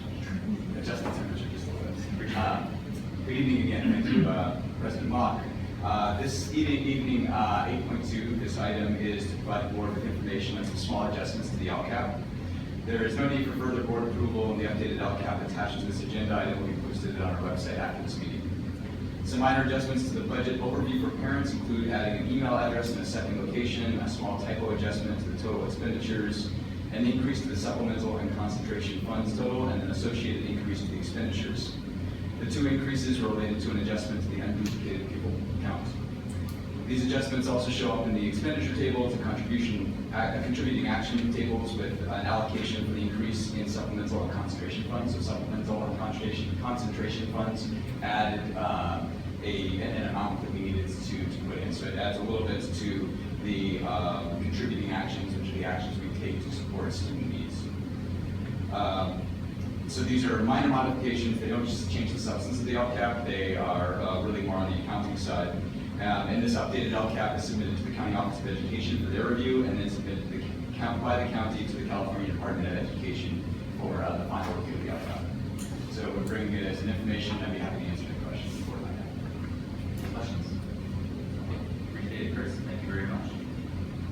And we are at 8.3, Board Approval, Resolution Number 2024-16 of the Board of Trustees of the Delehanty School District adopting an amended appendix of the Conflict of Interest Code pursuant to the Political Reform Act of 1974. I can do a little background. Government code requires every county department and local government agency to review its conflict of interest code every even numbered year. The law firm Best Creator assisted staff with review, preparation of notices, amendments, and resolution. The amended appendix of the conflict of interest code, along with resolution number 2024-16, is being presented for board approval. Is there a motion to approve the resolution? So moved. Is there a second? All those in favor? Aye. Do we have time to ask questions? Yes, please. Okay. Could you just give us like some highlights of what has been amended? It's included in the attachment. I would need to open it up. But you can see on the attachment, oh, actually, it's right here. Right, new positions added. If there's a change in job description, they look at all of that. So that's what Best Creator does to make sure that the right positions are actually listed as being part of Form 7 required.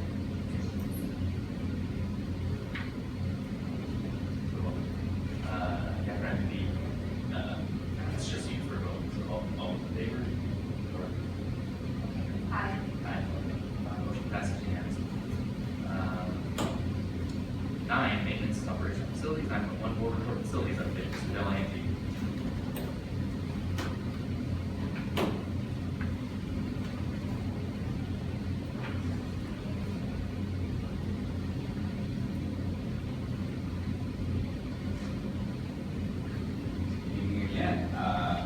This evening, I have the pleasure of sharing our facilities update. 3 items that we'll cover. We have the Del Mar Hills Academy modernization, Delehanty School rebuild, and upcoming budget workshops. Starting with the Del Mar Hills Academy modernization, we are ongoing with the demolition. We have actually made a lot of progress. So if you look at these pictures, you can see the top 2. You can actually stand on one side of the building and see through to the other side of the building, actually all three of the pictures except for the bottom.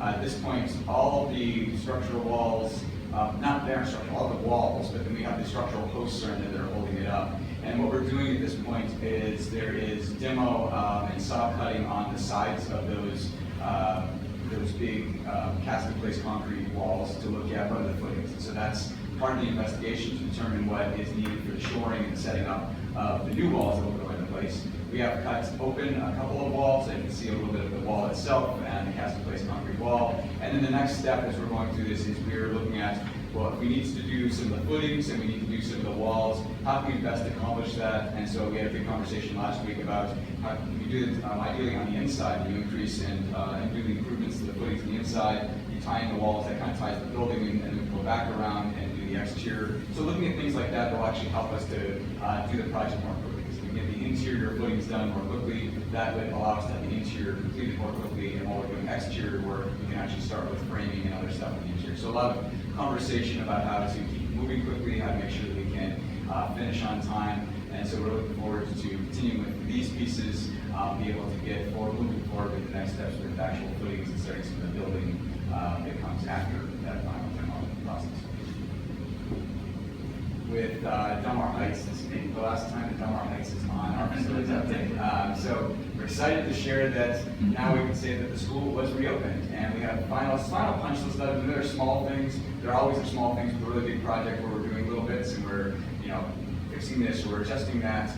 That'll happen for the next month or so, but it will trail off. There'll be little bits, and we'll minimize it. We have a ribbon cutting scheduled for September 13th at 4 p.m. We'll be sending out an e-blast at the beginning of next week, and we'll be publicizing that and putting it on the website, making sure people know. Everybody will be invited. We'll do it similar to Pacific Sky. We'll have an event with the school. We'll have the ribbon cutting. We'll have the opportunity for people to go inside, be able to tour around and see the school site just like we did with Pacific Sky. So there's an opportunity for the whole community to be able to get into the site and see the new school on the inside as well as the outside. So we're excited to have that opportunity.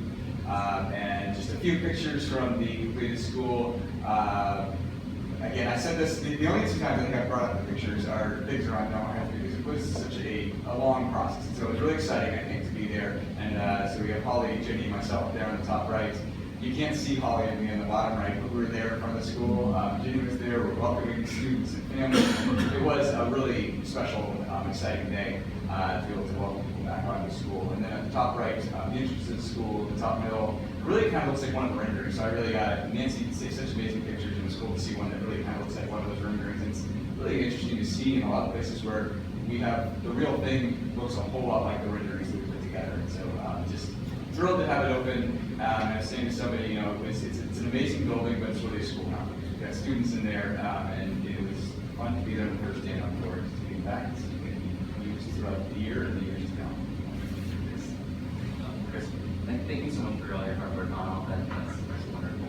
I just had one quick question. Is it available now to after school, or should we be able to access it? It is. It's now open. We still have in the Northwest that grass is still being blocked off because it needs a little bit more time to establish, but the rest of the site is open. We still have the back gate blocked because the path that is the trail is still closed by state parks. We'll be talking with them this week actually, and we'll talk about timing, and when they open it back up, we'll open that as well, so we have that access point that we've had in the past, but we're not going to open it since it's not open for state parks, so we want to provide access to their right now to at this point.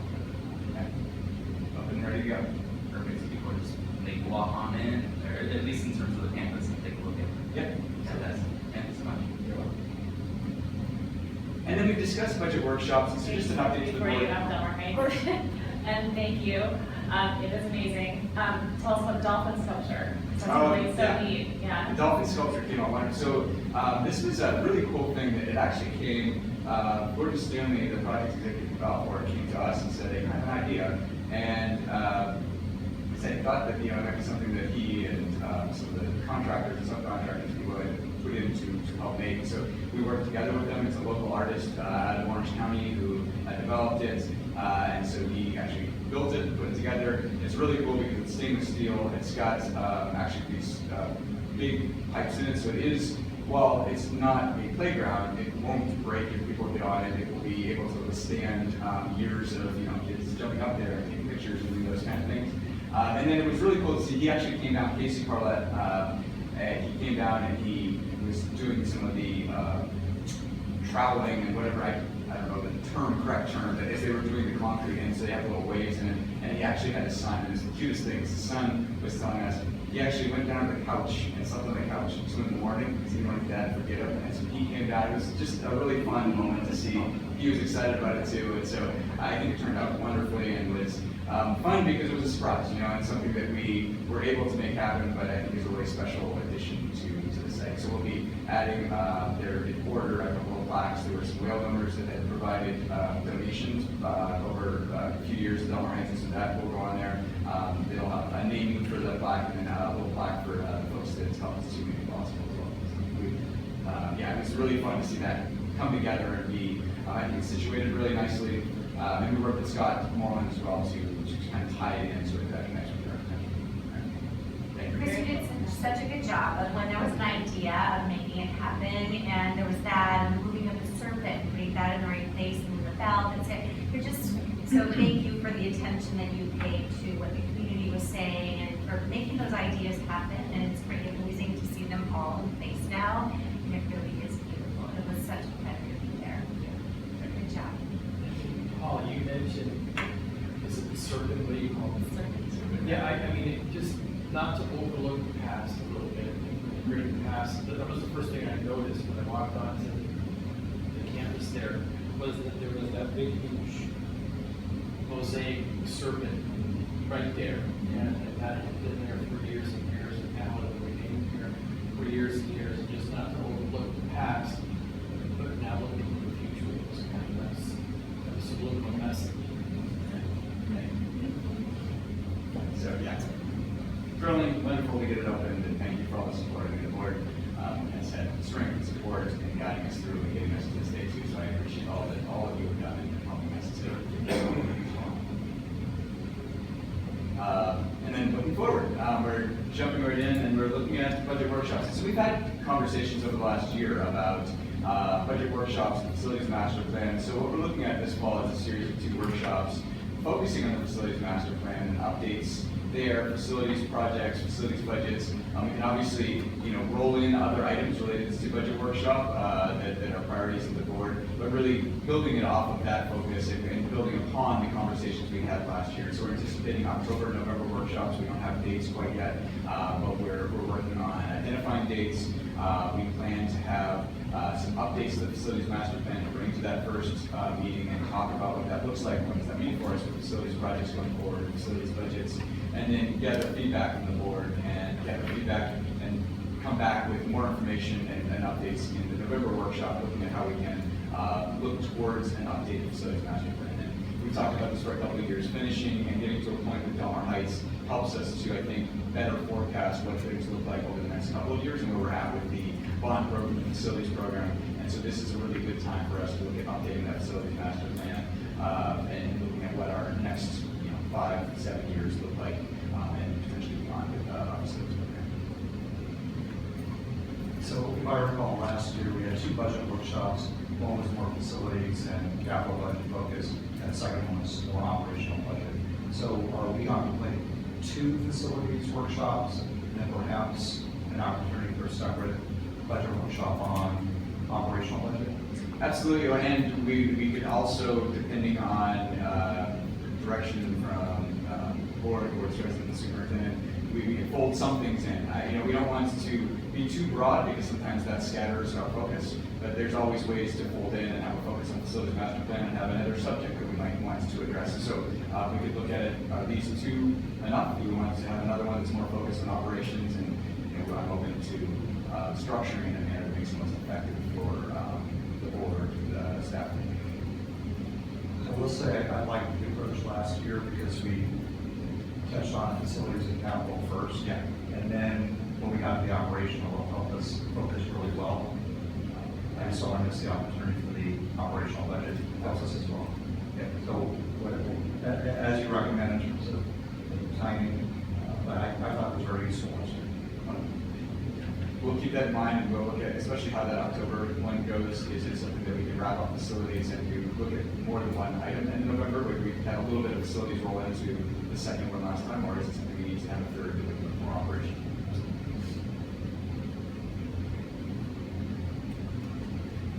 Any other questions? Any other questions for everyone? All right, fantastic. Thank you so much. Appreciate it. Yeah, I guess we're still there. We are at 10.2, board information, measure and municipal market update. This actually segues very nicely because this evening we have Adam Bauer, President and CEO of Rollout and Associates here with us, and Adam's going to provide a update on the municipal market as well as our next steps with our Series C bonds. And so Adam has been here before, and we've had some pre-conversations about where we're at moving towards our Series C, and he'll be able to give the board more information on the market itself and the next steps we'll take with Series C. So, thank you, Adam. Great, thank you. And good to see the board, I guess, again. This presentation is set up very similar to what I've shown you in the past, just with some updated information on it. But please feel free to ask any questions along the way. Our first slide, we just want to start off with how is the bond market or municipal market doing since we last spoke. You can see there on the left of that graph to the bottom, that was very low. And that was during the COVID era when rates were very low. They've gone up since then, and now in the last few months have generally trended downward just a little bit. Those lines in green and yellow there, what those are the MMD for the 30-year and the 10-year. And the MMD is like our Dow Jones Industrial Average. It's the municipal market data, and it tries to track how the 10-year and the 30-year would trade on any given day. But that chart, I don't think gives you too much perspective. The chart on the right, I think does. And what that chart does is on the vertical axis, you have interest rates. The horizontal axis, you have years. The bar charts represent the range of interest rates going back to 2005. And you can see it's a pretty wide range. That green line there in the middle, what that represents is the MMD for each maturity as of your agenda deadline. And you can see there on the front end, hopefully, is the shorter term rates are high. The longer term rates are a little bit below average. So when you look at the graph to the left, you might say, well, we're really high interest rates, only when you compare it to a really low period. When you compare it going back to 2005, we're high on the short end and low on the long end.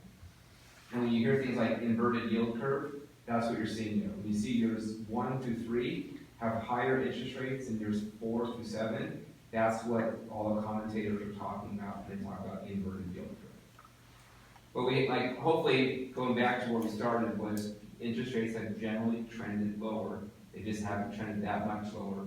I think investors are really waiting to hear about Fed news. Now, this one is extremely good news, is you have 5.66% assessed value growth on a $25 billion assessed value. That is much larger than a lot of other districts. A lot of other districts are below 10 billion. And so you're starting with a very large base. What I also want to show you is, I think, something to really compliment the district on, is that table there at the bottom. What that is your statutory bond capacity. And it's very simple. For a non-unified district, you take 1.25 and you multiply it by your assessed value. It doesn't do much for you. You need to have board and voter support for a GO bond measure to ever issue bonds. But what I want you to focus on is that gross bonding capacity of 313 million, and you only have 100 million outstanding, so about a third of that. And when I look at that school that I just saw, look at the school in the cover of that presentation that I have here, it really shows you've done a lot with what you've asked for from your voters. And one reason why you've been able to do that is you have the best credit rating you can have. So by you having maintained such good fiscal standards, you are able to borrow on behalf of your taxpayers at a lower cost. And so that's one sign. And you also haven't asked them for much over the years. So really good sign to look at here with your assessed value. And you have very consistent assessed value growth, which is one of your credit rating factors. Okay, so I started off extremely macro, talked about national interest rates. Now I've talked about the taxable property within the district boundaries, but now we'll dive into your measure. And so your measure MM, you can see here we have two, if I'm jumping right to the bottom table, where it says actual budget, those bonds have already been issued. The projected ones highlighted in green there, those are, one of them will be before you in a month or so, and the other one will be before you sometime around 2027. But in that chart above that, vertical access represents tax rate per 1,000. That red line represents $30, which is the maximum we are allowed to target as a union district. And then the horizontal access is years. The green and blue bars are on the tax roll today. And if you did nothing else with this GO1 measure, those would be on the tax roll until they're paid off. The orange and purple are projections. The orange is projections for 2024C, the item will be for you in a month or so. And the purple is a projection of 2027D. And you can see that we're always targeting around that $30 until we don't need to anymore with that last maturity. A few other things I want to point out to you.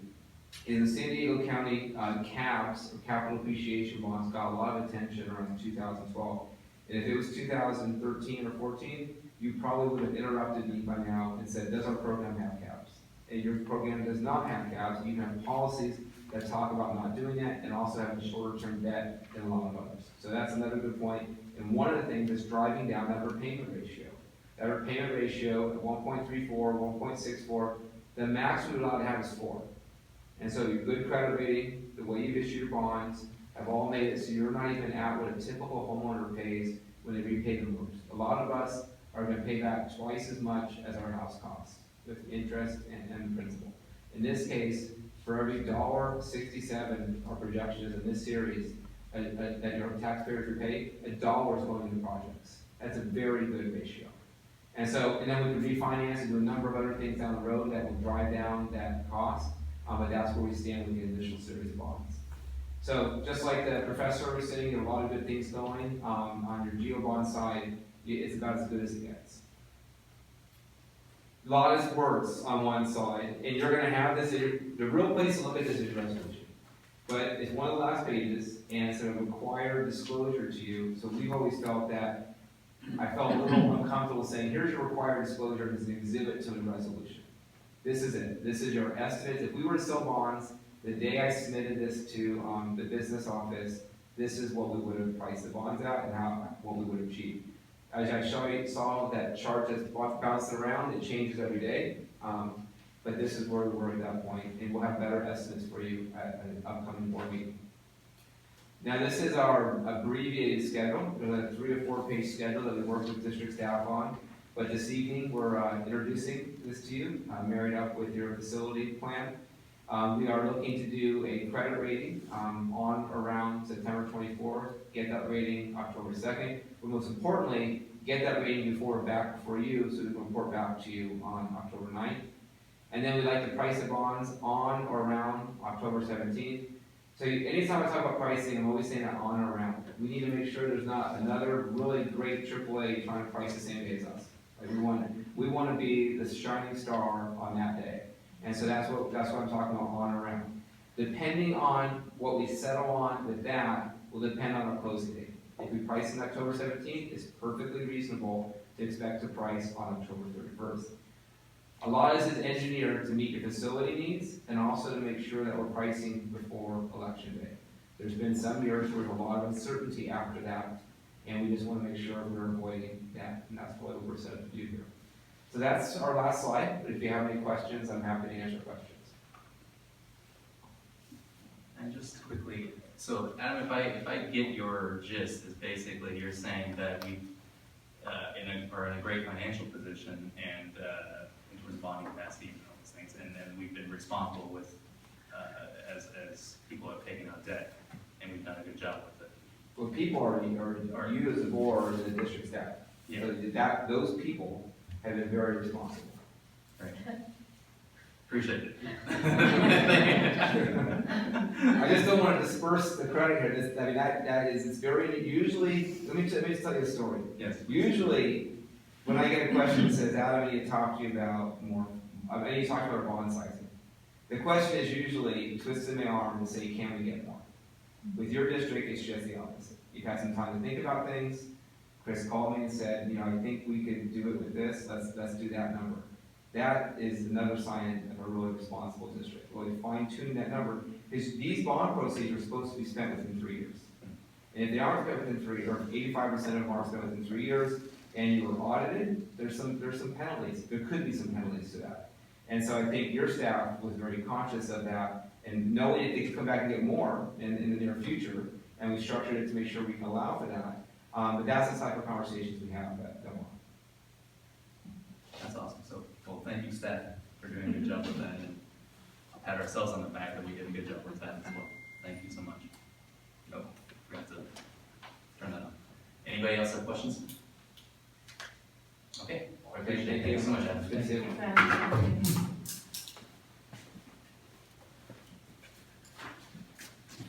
We are at 11.1, board information, staffing, enrollment update with Mr. Stanley.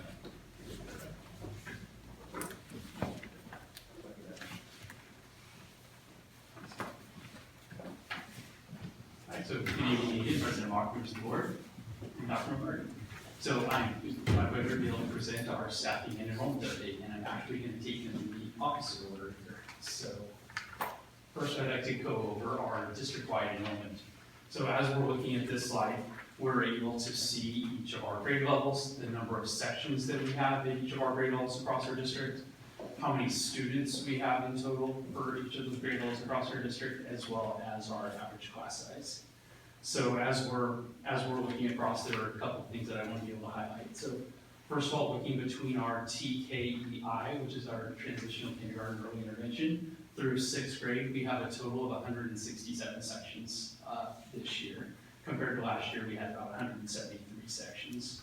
And then each year there's a question, so I'll try and preempt it as far as when we're looking at our sections so if you look at 2nd grade and 3rd grade, where there's 22.5 and 25.5 respectively, that 0.5 indicates a grade level in which we have, or 2 grade levels in which we have a combination class. So across our district this year, we have 1 combination class. And where's that located? Excuse me? Located where? That's at Pacific Sky. And then I really would like to pay attention to our last column, which is our average class size. And so as we're looking at our average class sizes across our district, they are very reflective of our district priorities and also the board direction to really value and to make sure that we are maintaining our low class sizes. So as we're looking at, if I skip to kindergarten through 3, class sizes in 19, 19, 20, and 20, knowing that we have a district cap of 22-1 at the grade levels, and then at our upper grades to have our averages at 21, 23, and 24. And again, with board direction to stay at 25. We have really nice numbers as we're looking at how we're doing across the district. I also would like to highlight our kindergarten number of students this year. So the fact that we have 403 students enrolled in kindergarten this year is a nice bump from where we were. Last year we were having special board meetings and talking about our kindergarten enrollment. And so as we think about how that 403 compares to last year we had 366 students. So we're back at 400. Next slide is looking at what our enrollment across our district looks like by school site.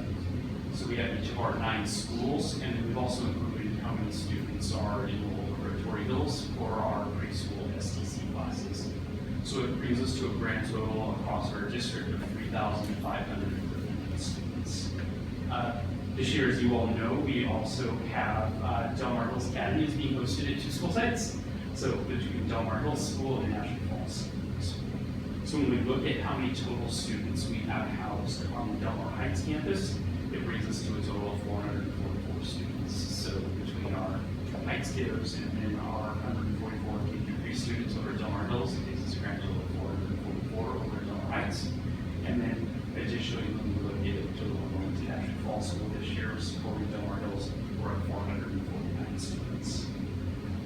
Across the district as well, it's our enrollment, our student services department's been incredibly busy, and so across the district, we were able to welcome a total of 649 new families to our district.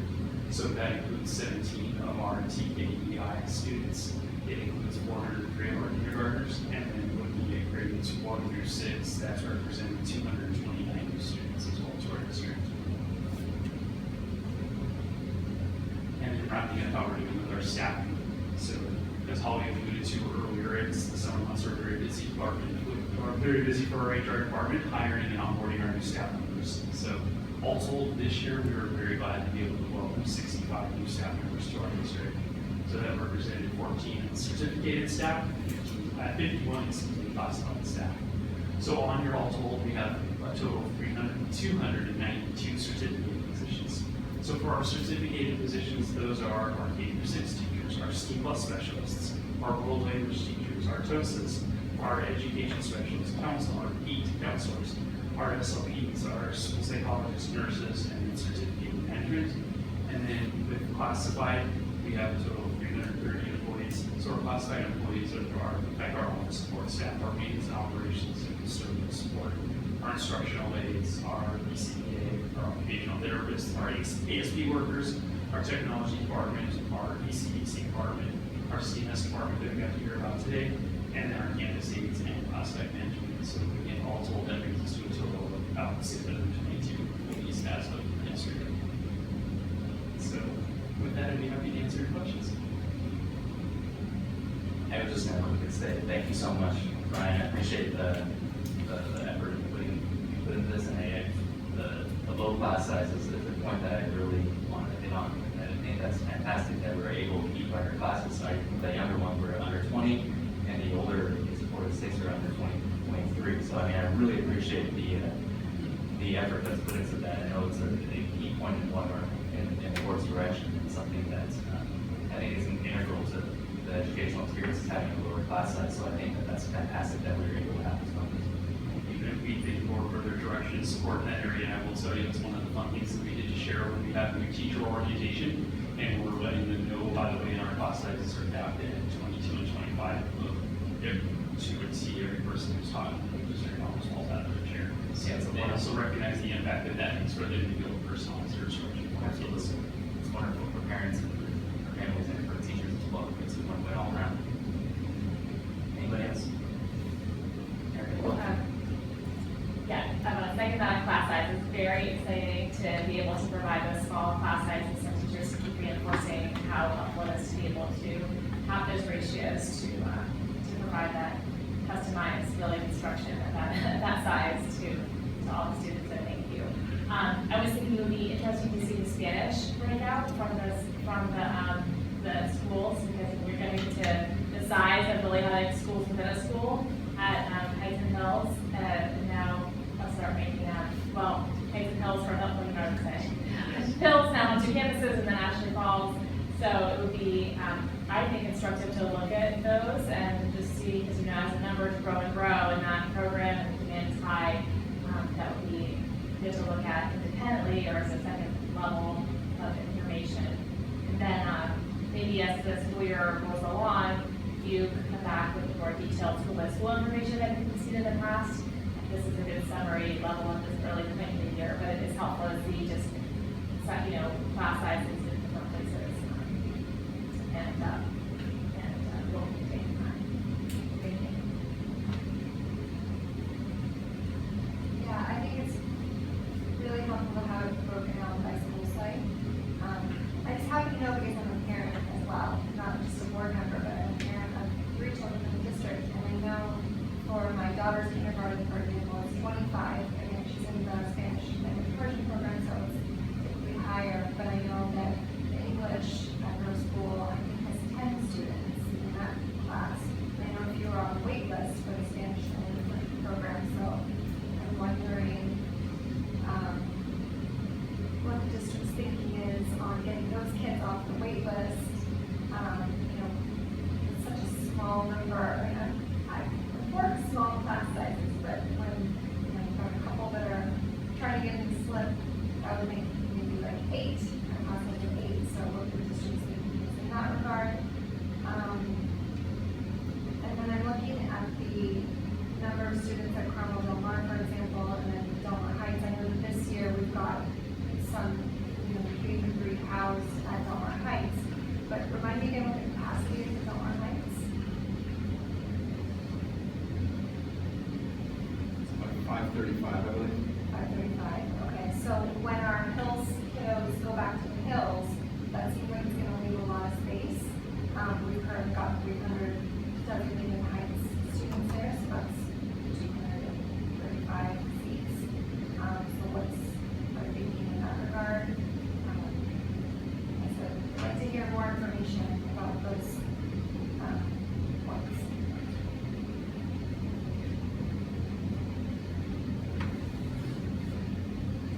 So on the staffing, how many net new positions do we have for classified and New staff this year, right? that was, I didn't know what the 65 was, just new faces in existing or new spots. correct, those are new faces this year. Okay. So our total staffing is a little higher than last year, and that's primarily because we've been hiring when we've been building out the staffing to meet the needs of our CMS department, and then additionally, we've been hiring additional candidates to provide additional supervision of our students during the assessment support in the classrooms. So I would be curious, and if we don't have it now, that's fine, but maybe to follow up. What was it last year versus this year in those two categories? And then also, what's the budget impact of that? Get it in. Thank you. Have it ready. Okay. Great, thank you very much, Katie. Appreciate it. And we are at our closing items. 12.1, board review, reminder of upcoming DMUSD events. 12.2, board review, reminder of upcoming DMSCF and PTA events. 12.3, board review, preliminary package of September regular board meeting. 12.4, adjournment to closed session. Board's going to meet in closed session to consider the following matters. 13.1, conflict of negotiators per government code, section 54957.6, agency designated representatives. One matter as is identified on the agenda.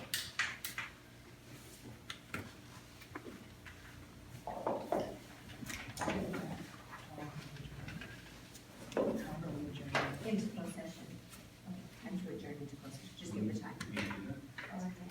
We need to adjourn. Okay, do I need to do that? Okay, that's fine. Just know it. Which one you want me to follow? My bad. Yeah. Okay, we're adjourning closed session at 8:21 p.m.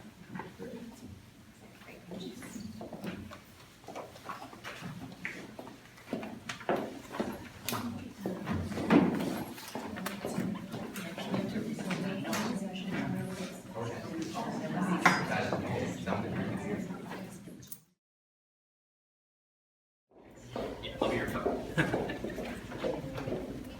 Thank you.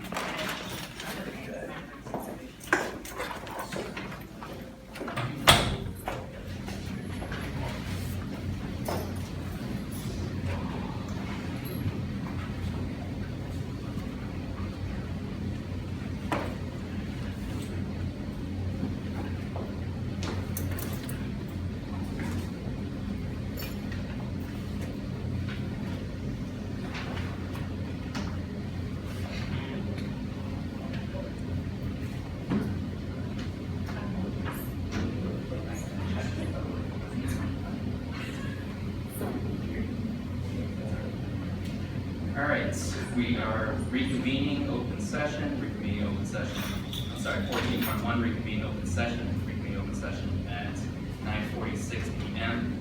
14.2, report of action taken in closed session.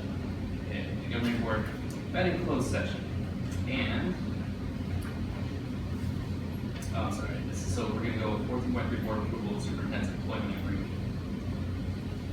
So the superintendent, the Brown Act was amended effective January 1st, 2017 to require the governing board prior to taking final action on an employment agreement to orally report a summary of a recommendation for salary schedules, or compensation paid in the form of fringe benefits for local agency executives.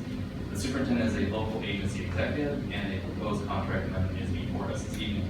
The proposed agreement is for a 4-year period expiring on June 30th, 2028. The agreement also states that the superintendent will receive an annual salary of $309,804 for the 2024-25 school year. The superintendent is eligible to receive a stipend of $10,000 for each earned doctoral degree, if applicable. In In addition, the superintendent will receive the health and welfare benefits, which are provided to the district's management employees at an annual cost of the district of $14,500. Other fringe benefits included within the superintendent's agreement include 12 sick days, 25 vacation days per year, monthly payments of $833 into a 401k account, and 8% longevity stipend, if applicable, eligible, that are available to other similarly situated employees. Provide for the cost of membership in AXA, ACSA, and other professional or community organizations as approved by the board.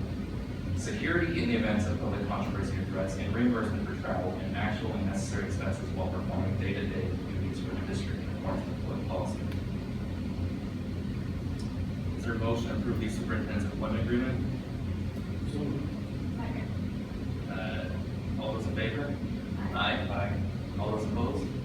No. Motion passes 4-1. We are at 14.4, board approval, assistant superintendent's employment agreements. This is assistant superintendent business services. The Brown Act was amended effective January 1st, 2017, to require the governing board prior to taking final action on employment agreements or will report a summary of the recommendation for the salary schedules, or compensation paid in the form of fringe benefits for local agency executives. The assistant superintendent of business services is a local agency executive, and proposed contract amendment is before us this evening. Proposed agreement is for a 4-year period expiring on June 30th, 2028. The agreement also states that the assistant superintendent of business services will receive an annual salary of $220,362 for the 2024-25 school year. The assistant superintendent of business services is eligible to receive a stipend of $5,000 for each earned doctoral degree, if applicable. In addition, the assistant superintendent of business services will receive the health and welfare benefits, which are provided to the district's management employees at an annual cost to the district of $14,500. Other fringe benefits included within the assistant superintendent of business services agreement include 12 sick days, 25 vacation days per year, longevity stipends, if applicable, eligible, that are available to other similarly situated employees, and reimbursement for travel and actual and necessary expenses while performing day-to-day duties for the district in accordance with board policy. Is there a motion to approve the assistant superintendent of business services employment agreement? Is there a second? Second. All those in favor? Aye. All those opposed? Motion passes 4-1.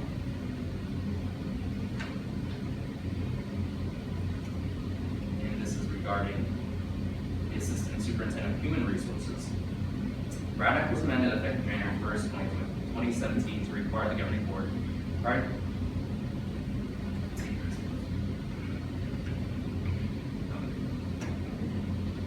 taking final action on employment agreements or will report a summary of a recommendation for the salary schedule, or compensation paid in the form of fringe benefits for local agency executives. The assistant superintendent of human resources is a local agency executive, and a proposed contract amendment is before us this evening.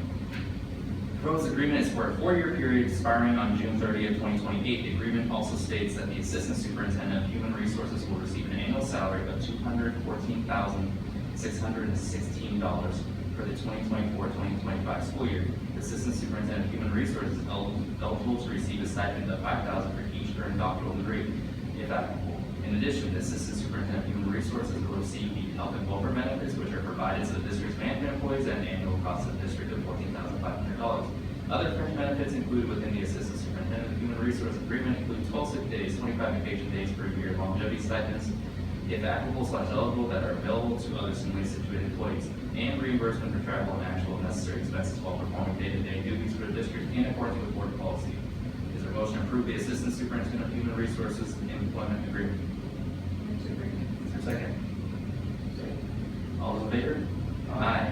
All those opposed? Motion passes 4-1. And for the assistant superintendent of instructional services. Brown Act was amended effective January 1st, 2017 to require the governing board prior to take final action on employment agreements or will report a summary of the recommendation of the salary schedule, or compensation paid in the form of fringe benefits to local agency executives. Assistant superintendent of educational services, assistant superintendent of instructional services is a local agency executive, and a proposed contract amendment is before us this evening. The proposed agreement is for a 4-year period expiring on June 30th, 2028. The agreement also states that the assistant Superintendent of Instructional Services will receive an annual salary of $200,550 for the 2024-2025 school year. The Assistant Superintendent of Instructional Services is eligible to receive a stipend of $5,000 for each earned dollar delivery if applicable. In addition, the Assistant Superintendent of Instructional Services will receive the health and welfare benefits which are provided to the district's management employees at an annual cost of the district of $14,500.